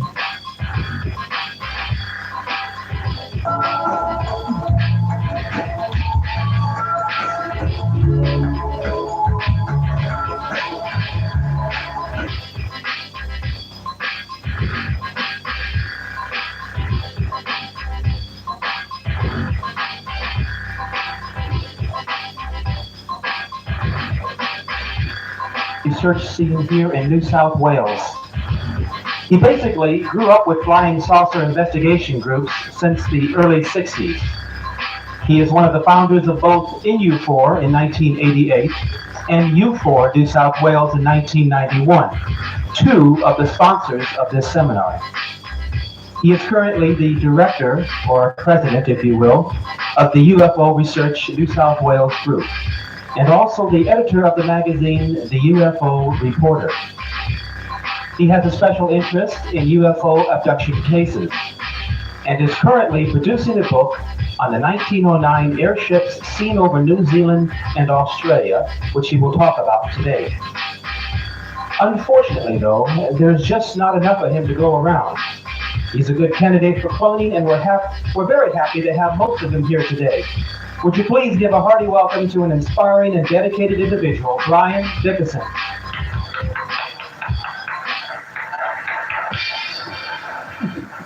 Wow. Thank you very much. I'm not quite sure what to say. I've actually had quite a long interest in the airships of 1909. In fact, I think I collected my first account, a newspaper account, about 32 years ago. I just realised that a couple of days ago. So, the thing is, I've not always really asked you to talk about them except in the last couple of years, and I said that I was thinking of writing a book. And particularly, I got together with a gentleman called Peter Fleury, who's now back in New Zealand, in Dunedin, and we've been combining our information and trying to come up with some really good material. There's some brilliant material, and I hope to show that some of that here this afternoon. First of all, can I have the first slide, please? Okay, for those of you who don't know, this is New Zealand. Basically, the main area for 1909, there are a series of Zeppelin-like craft seen over New Zealand and in Australia, particularly centred around this area in Dunedin, slightly south and to the west of it, which at this time of the year, and at that time of the year too, was pretty cold. As you can imagine. Now, I want to particularly dwell on the early material, the stuff that comes from the very first sighting that was reported, why the whole thing sort of really got out of control, as it were, and became New Zealand's biggest ever UFO flap. And then look at some of the more interesting Australian material that Peter and I have been particularly coming up with in the last few years. It's a lot harder to get, unfortunately. Now, I would first of all like to show you a map of how it got started.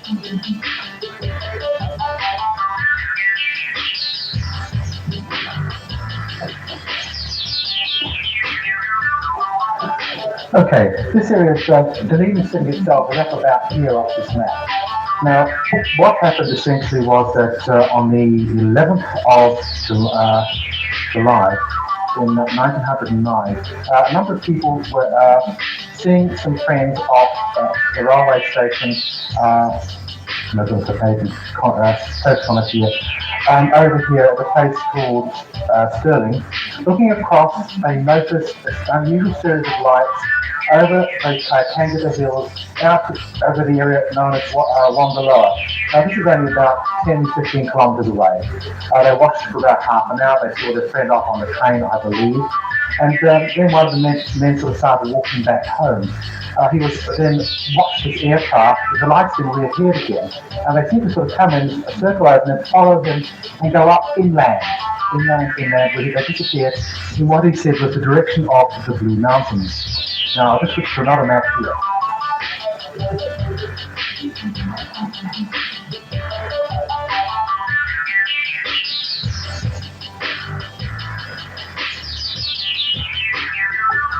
Right. Once again, here we have the Wangaloa Hills, and the thing to particularly notice here is the Cruiser River. The Cruiser is a very large, very dynamic river with a lot of water in it. It appeared that the airship, as it was called then, moved up the Clutha River until it came to a bunch of hills. Actually, particularly mountains by Australian standards, really a little bit more than hills by New Zealand standards. And it was just seen here disappearing in this direction, no one quite knew what happened to it. Nothing much more happened for the next couple of weeks until all of a sudden, this little township, this red dot here, a place called Kelso, started to report a series of very, very unusual phenomena. These are daylight sightings. Now, could I please have the next map? This is the township of Kelso as it never was. Basically, this is a plan of the town as it was designed to be in 1875. It's at the junction of two a stream here and a rather large river. The area floods a lot. You can see this by the Oxbow Lakes. And the result is that every now and then it gets a really dramatic flood occurs in this area. In fact, it's so dramatic that about 15 years ago, the township had to be done away with. They had a series of 100-year floods within about 4 or 5 years. And they had so many, in fact, that they decided to abandon the site. All the houses were cast away. The township itself just doesn't exist anymore, which is really rather sad. But in 1909, suddenly, it became very much the centre of attention in New Zealand. The account that you'll probably see most of, next slide please, is from an account that comes in the Otago Daily Times, a local newspaper that comes out of Dunedin, a very well considered newspaper.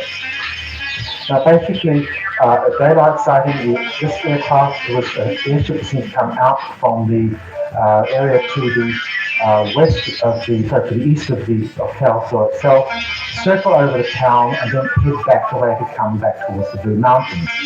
The next one, say, seemed to have come out from here, came out over the town, and then children watched it midday, thereabouts, and went back to the Blue Mountains. Also witnessed by one woman, Mrs. Russell. And this is always been about the story as far as most people have taken it. However, the Otago Daily Times also put out a weekly newspaper called the Otago Witness. And I avoided actually looking at this particular publication for a number of years because I thought that was probably some sort of religious publication. Next slide, please. Then someone said, have you tried what we did Otago Witness because you can see photographs? And suddenly, here's a photograph of Mrs. Russell, a person who confirmed what the children had seen, and with her family. And I, in fact, have seen another photograph. This is actually taken from a book called Kissing the Kelso, written by a local historian, Brownlee. And I think it's wrong actually, but I think in fact some of the children along here are some of the same children who produced the diagrams that we've just seen before. Next slide, please. The other interesting photograph that appears about in the same area, in the same publication of the Otago Witness, is this. It shows the area where it was actually taken. Now, where it was actually sighted. Now, this, okay, to the east of Kelso itself, there's a bit of a hill here called the Wooded Hill. Nowadays, this is covered with gorse and scrub. It's rather derelict. In those days, it's probably pretty derelict as well. I think all the trees were chopped down, which probably contributed to the flooding you could get in the area. But on this particular day, about, I think it was the 26th of July, at lunchtime, the kids have been sort of, the school bell had rung, the township's only a couple of miles long. Children have been let out of the school, probably to go home for lunch, and a number of them reported this object just after 12 o'clock. We've seen it come out from behind the wooded hill, this point here, turn around, and go back. And there's a couple of numbers here which indicate where the major witnesses were. This indicates that, in fact, there were probably less than 100 metres on the actual object itself. So, we've had a quick look at the actual pictures that the children had produced. Recently, we've been having a look at how big the aircraft actually was. It's quite important when you're dealing with balloons. It definitely wasn't, for example, an aeroplane.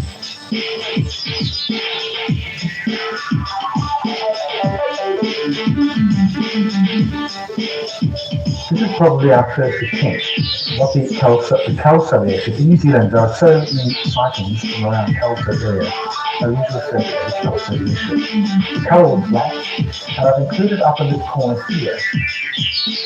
This is an outline of Blério's aircraft that has just crossed the channel. One of the reasons we believe why it suddenly became such a big issue was because Blériot had just crossed the English Channel.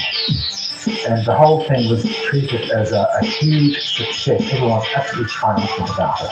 Some of the reports in the newspapers at the time were quite ecstatic at long last. Man had conquered the English Channel. It showed for the first time that aeroplanes were distinct commercial possibilities of form of transport. They weren't just airplanes service. And people began to get very, very excited. The other big development that was going on in Europe at the same time was, of course, Zeppelin, Count Zeppelin's experience with airships. Now, I'll go into those in just a moment. And of course, airships were in fact seen in many ways as being much more successful as aeroplanes. This was Blériot and his friends being considered very much as a playing around with toys. But the channel was sort of changing all that very, very quickly. In the meantime, people were still very much aware of the of airships. And the Kelso airship itself was thinking, okay, some local inventor probably playing around with the aircraft, the balloon and building a balloon. There's a very real problem, however, that balloons in fact required, at that time, required an awful lot of effort. Now, as I've said, this is our very first attempt to draw airship. And I think when in recent months I've been looking at it again and I'm not too happy with it. Can I have the next slide, please? But the main reason why we did this exercise was to have a look at the size of the gas envelope, so that determines how much lifting power your balloon has got. If you presume, for example, this is filled with hydrogen, you can sort of get an estimate of how much weight you can lift and how big this thing will have to be. Now, at the same time, we look at the most up-to-date aircraft in the world at the time. This is Zeppelin's L5, which goes on to become Zeppelin 2. This thing is absolutely massive. It is several hundred feet long. It's got over 500,000 cubic feet of gas, hydrogen mostly. These things are so big, they actually built them out over lakes for two reasons. First of all, you can nicely track to build it on. And they built these floating canyons on lakes. The other reason was that lakes, of course, contain water. Hydrogen is very inflammable. And by surrounding themselves with water, you still less likely for hydrogen to catch on fire. I mean, those are really dangerous stuff. This was 1909 high-tech. The other high-tech development I've put down here is Blériot airplane.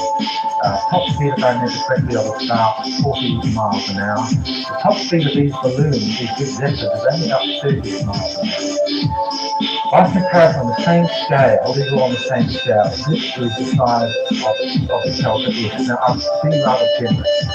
Maybe it's smaller, but obviously it isn't a balloon, and it reduces the lifting capacity of the size of the airplane.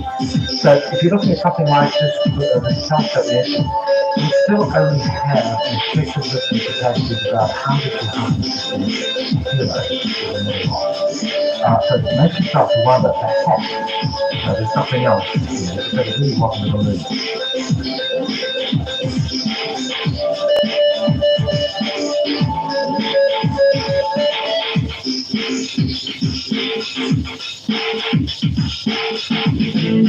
As I've said, I've recently tried to look at redrawing this because some of the drawings and some of the descriptions don't quite fit. There's a problem with this basic shape here, and that you don't have, and many machines like garage now, in those days, people were still covering terms with the language. Quite often, for example, they didn't refer to the power of the band, they didn't like the wheel. And of course, thinking back to 1909 and what wheels were like, you had spoke carriage wheels. When they sort of rolling along very fast, of course, the spokes tend to sort of,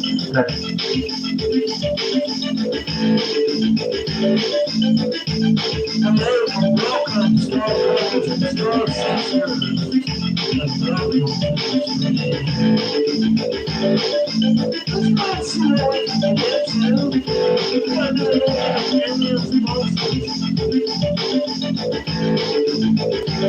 And the children actually describe a wheel on the back. It's very, very quick. This is very common to so many of the accounts of airships in New Zealand and Australia at the time. People saw reflections of the skin at the back. What I believe that instead had at the time of the answer, I actually think that the gas bag was probably flatter. This is still the top view, but the top, the side view makes it much flatter. It still have the the gondola down the bottom. And from what I've seen, and other descriptions, what was often described as sails was in fact a kind of rudder. These kinds of rudders here were in fact used in some of the earlier French models of aircraft, of balloons, to give it stability to stop it, so that it guide it as it went along, keep it on the straight and narrow level. That would be the idea of these kinds of sails, or in this case, ailerons. The ailerons on this side, for example, or the stabilizing fin here, will keep it, so as you go along like that. These will sort of help keep it moving straight ahead. The problem about this particular design is, from an aeronautical point of view, is it's really not very stable.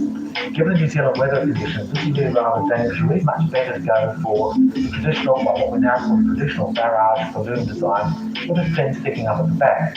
But I think that this particular one, once I've modified this and put on these other structures that were mentioned and provided in some drawings, then we'll have something which is much closer to the Kelso airship. Interestingly, it makes it like no other airship that has ever been designed, or will probably ever be designed, because of these structures here. So it all just adds interest to it. Now, the other interesting thing about the airships is that they're also seen in Australia, and really this was an Australasian phenomenon. It wasn't just in New Zealand.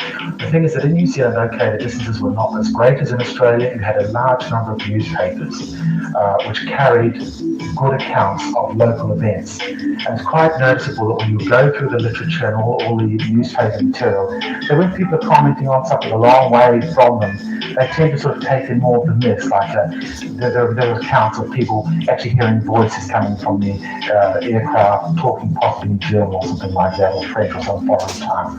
When you actually go to the local newspapers where this was meant to have occurred, you don't get those details coming out. This is an embellishment that occurred later.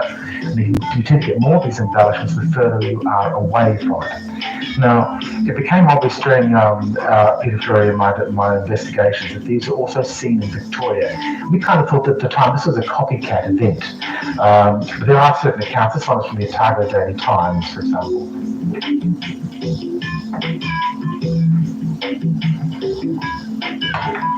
It refers to the Dandenongs, an area just southeast of Melbourne itself, where a reverend gentleman was staying for the weekend, and he and his neighbours watched a series of lights. Now, surprisingly enough, his account, which is one of the first accounts from this particular period in 1909, is very similar to the very first accounts we had from Wongaloa, Stirling, Bell Crusoe, that sort of thing. It's surprisingly similar in many qualities to the lights that were seen at that time. It's also very similar to so many UFO accounts that UFO investigators like myself, come across today. Now, can I have the next map, please? So, in Australia, okay, fine. Dandenongs down here. Also seen people on a train, the Melbourne to Sydney Express around Hilltop and Picton. Was also reported. I watched it for quite some time. The parallels between this and the quality of the reporting from people who would not be aware of the actual, what had been happening in New Zealand and aware of the details, is very similar, for example, to something that was reported from the West Coast, of the South Island of New Zealand, where a large number of people on a train going from Hokitika to Greymouth reported seeing this balloon light, this object out to sea at night, bobbing up and down, the waving, undulating motion, very similar to what was seen at Hilltop. Okay, it was also, I have a report that comes from Zeehan in Tasmania. I'm having difficulty verifying that because, once again, local libraries in Australia don't always have very many copies of newspapers from other states, and they always have very good copies of old newspapers. You really need to be in the area. The Zeehan account is alluded to by hidden newspapers, but I cannot find any direct account of it. An account over here, the suburb, I think, Pingelly in Perth, a fairly sceptical account of Western Australia about something that had been seen here. And later on, the latest account of one that I find very interesting, because it's actually a chance for Peter Drury and myself to try and validate some of the working assumptions that we've been coming to by going towards material. It comes from the 25th of October, Onslow, up here in north-west Australia. Basically, I think this is a very, very, very good sighting. On October the 25th, Mrs. A.J. Rowe White, the manager of Minderoo Station near Onslow, was the first to spot the strange craft. It was compact like a dirigible balloon, just like the Celtic issue I had previously shown. Mrs. Rowe said that appeared to be squarer and more like an aeroplane. That might well explain the extra wings and things that it seemed to have on the ailerons. The sun shone on it and flashes came from it. The flashes came from very similar to New Zealand accounts, where flashes of light were seen coming off the propeller or the wheel at the back, as though reflected from something revolving or from metalwork. Three station hands also saw the object, which the newspaper today described as a mystery airship. And one of them made a sketch of it. The Customs Clerk of Onslow, Miss Elsie Temperley, submitted a detailed report on the sighting to the Minister of Customs, who passed it on to the Defence Department. Mr. Temperley thought the object really was an airship. The word suggests of an inventor who was experimenting, or perhaps from a foreign vessel anchored off the coast. This is one thing too that's extremely interesting as far as I'm concerned in researcher. The comparison of the arguments that people made for what the object was at the time. It was obviously from some sort of a ship off the coast, like a German ship that's lost and gone astray. It was perhaps the work of some inventor. Now, Peter and I spent an awful lot of time investigating what local inventors were doing at the time. It certainly wasn't. It's also quite outside the technology that was available at the time.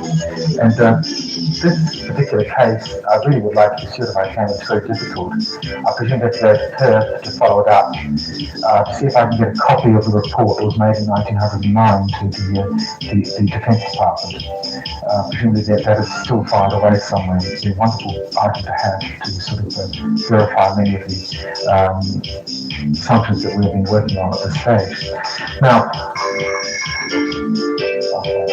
I'm afraid I have to do a very, very quick tour of this. There's a heap of information available. There are lots of, a huge number of newspapers around, a significant number of them in Australia which have this material in it. And we really need to follow this up because it's a very, very interesting area. Nowadays, I think one of the things that we also have to look at is could we do, what would it take for us to do with a California airship today? And obviously, we'd certainly go about it differently. We could probably build one, I think, that would work probably much better than the original, in fact, fairly cheaply for perhaps a few $1,000s. But in those days, you look at the technology that was going on, the kind of advances that people were making in aircraft, you've got to look at this very, very seriously indeed. Now, while some academics have looked at this subject of the airships of 1909, they tend to see it as being a response to the arms build-up and that was going on in the Northern Hemisphere just before World War I. And they sort of say that, this is people saying that this is the German sphere down under. People were scared of airships. But I would like to go back to the very, very first account that came through in New Zealand. And in fact, it's very similar in many respects to the same sort of accounts as when Louis Blériot through the channel. People were quite ecstatic that at long last someone had done something fantastic to the issue. And in this particular case, I should point out too that some of the causes were discussed was also Mars. Mars was actually close to the Earth at this time. And this article is Mars, so this Mars argument was actually revived in the 1950s, 1954 in New Zealand, as being another indication that Mars, close to the Earth in 1909, close to the Earth in 1954, was in fact the source of these objects. It was quite an elegant debate undertaken in New Zealand at the time. But finally, I'd like to end up with one of the very first accounts from the Dartford Degree Press. You can't find the original. Surprisingly enough, there's a lot of newspaper material about. The Dartford Free Press is not actually one of them, particularly for Australia. There may be a copy of it somewhere in the Wellington Archive, associated with Parliament. But the person who saw the object, their feeling was this. It was not one of fear of the Germans, it was that if that is the explanation that was a local inventor completely uninformed, the inventor is something that will not counterfeit and will be right sideways. For as I gazed at that grand light sailing easily through space on Sunday night, I involuntarily ejaculated, "My, what would I not give to be on that ship?" It seemed to embody the very poetry of the emotion. Now, I tell you, that is not so much the expression of despair as in the story of Henry Bellini. It's really a sense of excitement that something is going on, the sense of excitement that many European investigators find Today we just allowed to talk to people who've had a UFO sighting. Now I'll finish that. Thank you very much. I would urge you, if you have an interest, to look up your own newspapers, your own local newspapers at the time in Australia, wherever you're from, particularly from West Australia. You may well find very, very good accounts of airships or early UFOs for that period. Thank you. Thank you, Dan. Today is a firm believer in the possibility and probability of other life in space. Space, I believe. She joined the Victorian UFO Research Society in 1958.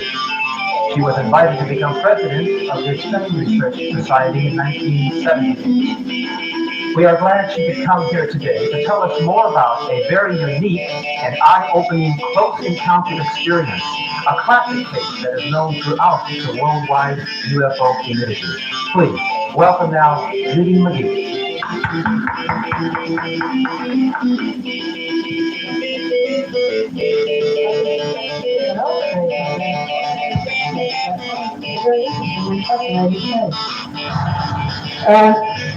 I said in this introduction that I was a firm believer in the probability of life in outer space. My belief in this came when I first joined the organization in 1958, and I met Reverend Gill and his friend Reverend Crackwell in 1959. They were in Melbourne at the time, and they just come down after this experience. And as you can see there, in the lower part of the picture is Boynai, that's where the mission station was. There was a loud explosion one morning, one day, and they came out to see what had caused the explosion. There were 38 witnesses to an object which was only about 400 feet away from it. And it had 4 entities on it. 2 entities seemed to be working on the object, and then 2 would disappear, and then 2 more would come up, and on total there were 4 entities on this shelf all at one time. And this, of course, made me believe that this object certainly was not from this planet. It remained there from about 7:15 until 10:30 one evening, and during that period of time, there were about 5 or 6 smaller circular objects which came from the cloud and each had position around the top of the object. Some of these small ones would run away and come back again over that period of time. At 10:30 they had 4 left.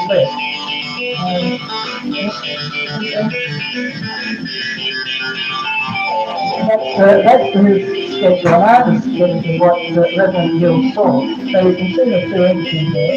He was very meticulous too about his documenting of the times of the object's appearance and the entity's appearance and disappearance. But thank you very much for listening. Thank you for Reverend Gill, and he's pointing to where the mission station was. People usually describe objects as from the space station recognize what remarkably is showing the trees to look like meteorites because they're up in the mountains where they know, let alone in the pipeline.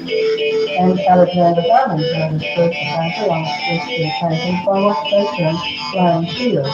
And the shield, if you recall, has a gun in the middle of it where it can hold with the head. Talking like that, and very much, that's what I'm thinking. My discussion today is a close encounter with Maureen Cuddy. Now, Maureen Cuddy's case came to my notice through radio, CAW in Melbourne. I don't listen to radio very often if I can help it. But on this occasion, some member rang me and said that there had been a lady speaking on the radio for about 3/4 of an hour at that stage. She'd had a close encounter with a UFO. And I spoke to Maureen, and I spoke to her for about an hour on the telephone, and I was intrigued by her report. And she promised to come and tell us about it at our general meeting, which she did. We had a full house there, which really surprised her, and people overflowed out into the foyer.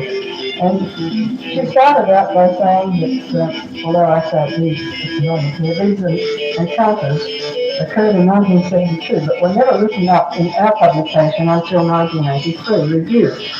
And Moore addressed one of our quarterly meetings in 1995 and was attentively accepted, to say the least. It has been said by some researchers who have never even met her that her case was an abduction. But to Paul Norman and myself, who investigated this one rather thoroughly, it was certainly not an abduction because we were there on the whole of the occasion, especially the third one. Her story began when her son was injured at school when a chest of drawers, a library fell on him and broke his hip. And he'd been taken to the hospital by the Royal Helicopter Angel of Mercy ambulance. And Maureen had just become the president of his service. And while driving home after visiting her son in the hospital, on the 5th of July 1972, she called at her mother's home for a cup of tea and a bit of a chat. And she left there about 9:15 p.m., taking a shortcut along the Murdoch home from Frankston. That's the south side of Melbourne. I don't know how many of you know that area. It's quite an open area. It's sort of semi-country. And while driving home, on this occasion, she saw a blue light that came down over her car. And she thought it was a helicopter because they have a blue light that flicks on one side. And thinking that the helicopter might have a message for her, she got out of the car and had a look at it. And she was really quite staggered because it was a huge object. It would have spanned the road, that's the McCuddy strip, plus the two side pieces on the road, which would have made it an extremely large saucer, which would be about, the object was possibly in her estimation, but two telephone poles high, and would have spanned the strip of road, which is 24 feet wide, also taking in the nature strips on the either side of the road, and making this also approximately 100 feet in diameter. So having already alighted from the car, she leaned back and took a long look at the object and wondered what it was that she was seeing. The object's surface was smooth, it had no joins, or welds, seams, or rivets, no windows or portholes, and no wheels. The huge object was radiating a brilliant light, or blue light, and an intense glow, and there was no movement, no wobbling, no rotating, but a faint humming could be heard. And she noted all these things while wondering what sort of aircraft it was before fear took over. At which time, she quickly got back into the car and drove off as fast as she could, only to find the object was maintaining its speed just above and behind the car. No matter how fast she travelled, the object seemed to remain at the same distance. Aware that the blue light was no longer with her, and seeing a very bright light shoot off in the opposite direction, Mrs. Putty realised that the case must have been over. And it followed her for about 8 minutes, or 8 miles rather. You can go 9 miles a minute, 8 miles. The witness reported her sighting to the police at Jemima, and some family members, and also some friends, who considered it all a bit of a joke. So she decided to do a bit more about it, but not until about 3 weeks later. Then on the 25th of July, in that same year, after having visited her son again, who was here in hospital at the same time, she followed a similar route home, had a cup of tea with her mother, and left again about the same time, 9:15. She arrived at the Murdoch Road, travelled a short distance of about 1 mile, when the blue light once again appeared before her. And she said, "Oh no, it's not again. And this time I'm not going to stop." And she was hanging onto the steering wheel and nothing was going to move from that car. And the car drifted to a stop on the side of the road. No matter what she did to the Holden car, it wouldn't reply to her demands. She was wondering, where do I go from here? She was rather terrified and gripped the wheel and looked out the windscreen and saw the object hanging silently above the car, and just in front of it and above the car. And the countryside was bathed in a blue light. Then a voice spoke to her. Not audibly, she said, but in her head, if somebody, it was a thought put into her head. And as if words had been put into the computer, she came out the other end in the most beautifully modulated and very well spoken English. During this time, she experienced the most unusual sensation. She said that she could feel that she'd been in a background, or that was the impression that she got. It was perfectly still, perfectly quiet.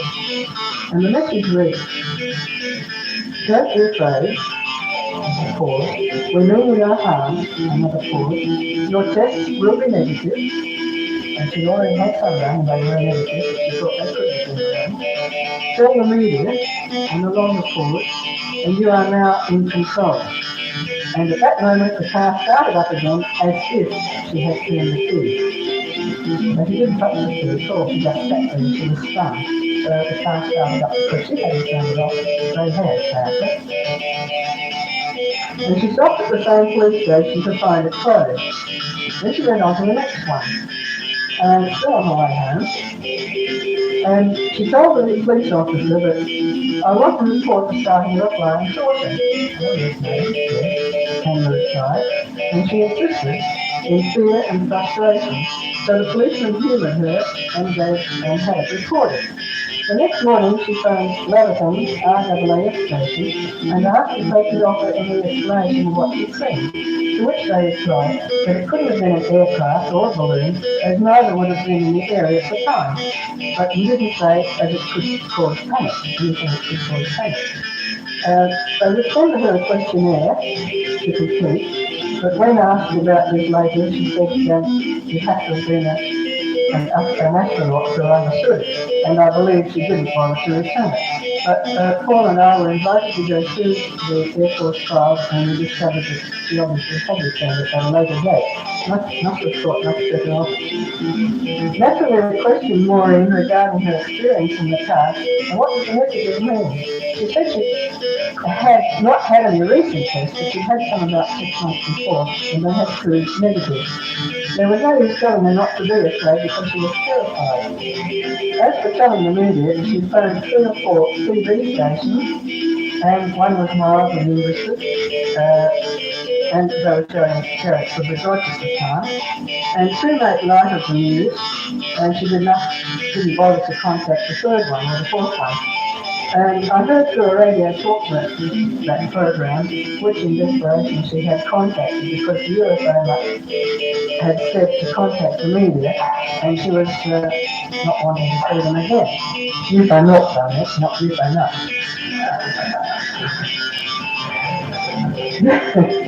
Where the UFO Nuts? And at this stage, I'd not actually met Maureen. That was the day I spoke to her on the telephone, and only spoken to her for 1 hour.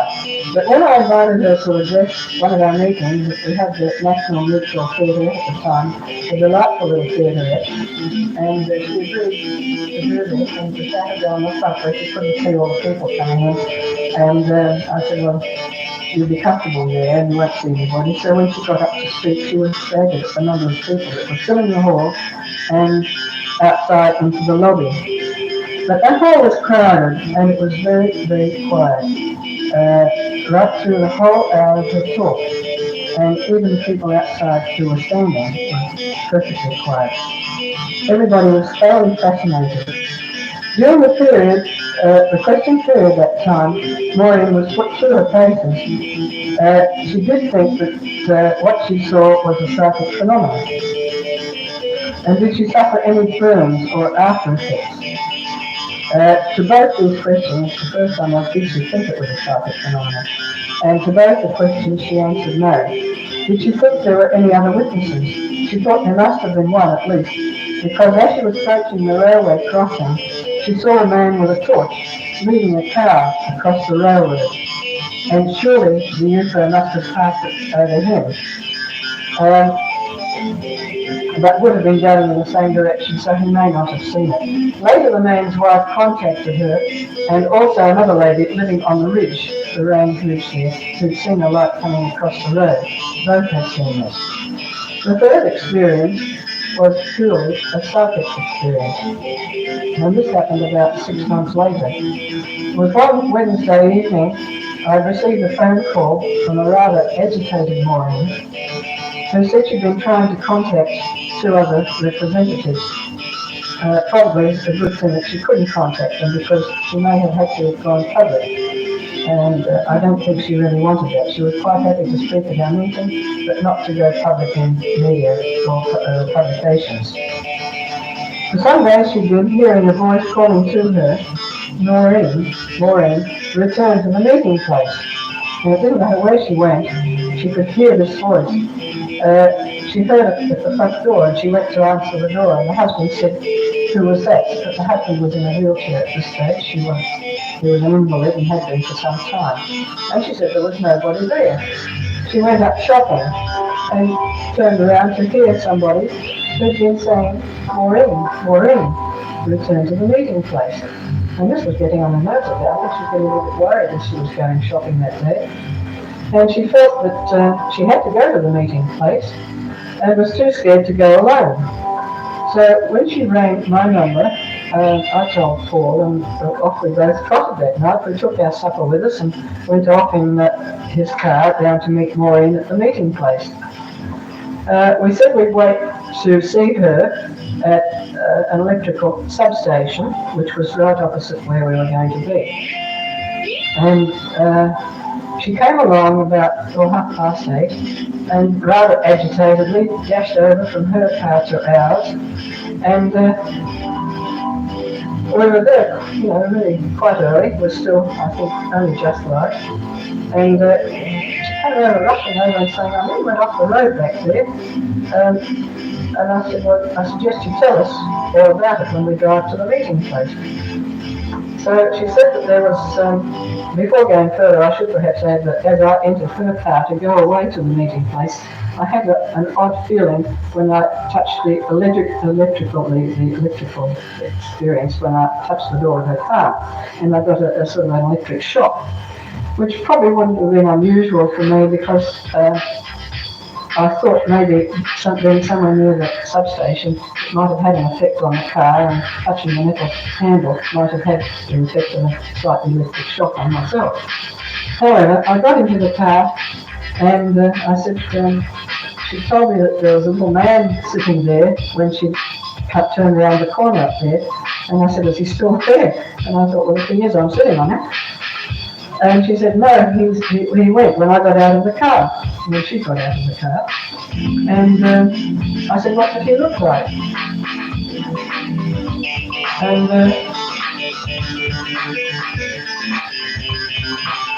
sorry. And she was really quite shocked with it. And he got out of the car. He was like a little man, she said, but in a peaceful type suit.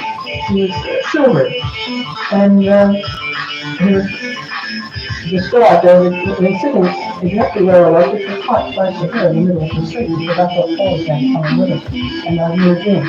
So he wasn't there, and I couldn't visualise it. I had no idea, and I might have a very good imagination at times, but it didn't run to that extent. And when we got back to the meeting place, it was a little drive off amongst some trees. Paul got into the back of her car, and I was sitting in the front with her still. And we were talking about the latest incident when she grabbed my arm and kissed me. And she pointed across and she said, there he is. Can't you see him? Can't you see him? And she's sitting there shaking her not doing that. And I tried to explain to her that it was possibly like close to the telegram from them to her. And she said he was coming closer to the car. In fact, he was so close that when I put my arm out, I could possibly touch him. And I was edging closer to her because she said that he wanted her to get out of the car. And I said, well, come on, I'll come with you. And she wasn't going to get out anyway. She was hanging on to that string and she wasn't going to move. So we asked Paul if he would get out of the car, brave Paul, and walk around the car to see what the entity would do. And he did. He was brave enough to do it. And I said to Maureen, what's the energy doing, Maureen? And she said, he's taken a step back from its pull that between the car and himself. So, when she had it out of the car, she still wasn't going to get out of it. So, I still trying to get the juice out of the car. Anyway, the entity then became impatient and he started to walk away, move away, and disappeared behind some bushes there. And she suddenly commenced describing the interior of the object. She said, oh, I'm inside the object. And I said, well, what's it like? And she told us that the entity had been standing there pointing to a large mushroom-like object in the centre of the circular room. It was a huge circular room, she said. Couldn't see any doors or windows or anything. The centre object, which was taller than an average person, was lit like a jelly. She said the first part was a bit like a top, there were Roman numerals all the way around it. And there's another part of it, interior part, which seemed to be moving like a jelly. So I asked her if it was like a gyroscope. And she said, what's a gyroscope? Well, we asked her that later on, and she had no idea what a gyroscope was, so we went on with this. She said there were like Roman numerals. Apparently, looking around the room, she became very agitated, started to cry, and I put my arm around her shoulder. And she said, I can't get out, I can't get out. There are no doors or windows. I can't get out. And that was her great fear at the time. She was in this UFO and couldn't get out. She didn't realise she was still sitting there with me. And she was really upset and fearing, and I clearly visualised what she was telling me. So this was a picture in front of her. I knew exactly what she was describing. She said the little man was standing there pointing to this object, and she was watching him. Didn't take her eyes off it. So I decided, because she was so upset and agitated, that I was getting a bit concerned about it, because I could feel her tears falling down onto my hand, which was around her shoulders. And I directed my thoughts to them, and I thought, well, I've got nothing to lose. Well, you know, I'm fearful for her sake of health. If you can help her, please do. And you got into this thing, so get out of it. And I thought she might have had a nervous breakdown or a stroke or something. She was just so upset. And anyway, they said, she said they wanted her to close her eyes. And I said, well, go ahead. And she said, no, I'm not going to close my eyes. You know where you think? You have no idea of blinking because you do it so naturally. And so she obviously blinked, and then I could feel her relax. And she must have gone out into a sort of a trance or a coma or whatever you like to call it. And then she began again to describe the interior of the object, and she still could see no way out, and she was still upset. And after a brief period, she sort of came back to us. She relaxed and she said, oh, I'm back again. And I said to Paul, well, let's have this cup of tea. We had a cup of tea with us, and we'll discuss it further and see what else we can make out of it, and see what she can get, see if Maureen can remember anything extra. So we put the lights on, we got the thermos flask out, and handed Maureen a cup of tea, and she said, all of a sudden, even with a cup of tea in her hand, she said, oh, I'm back in there again. And she started describing it again, and repeated the whole description all over again. And after a little while, she said more calmly, he's gone. And he's gone this time. I said, how do you know he's gone? She said, the feeling's different. It's gone completely. He's gone. It feels different. So now she came back to normal again. And everything seemed quite normal, so I went on with her supper and discussing the mushroom. And I was trying to identify it because she wasn't very technically minded.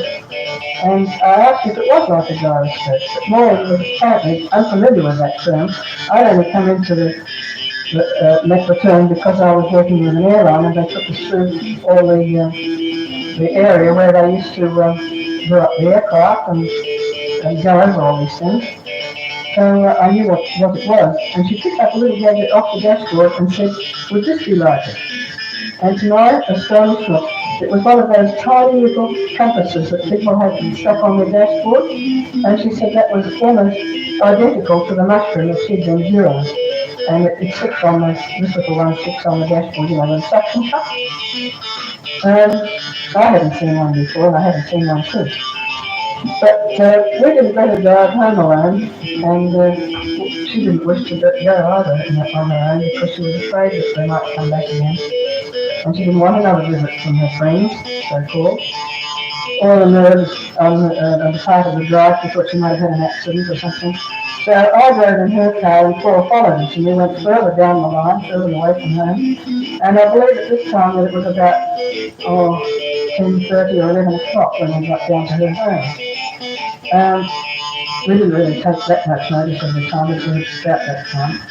And of course the events went through the air again. Her husband was there, and we made a cup of tea and sat and discussed it again. And was I able to communicate with the entity when she said to close her eyes? Did I really communicate with them? Did they receive my thoughts without in her agitated state? This is just our own thoughts after this. If so, what thoughts can they receive from more important and delicate situations than that particular one? Can they transmit to us? Can we transmit to them?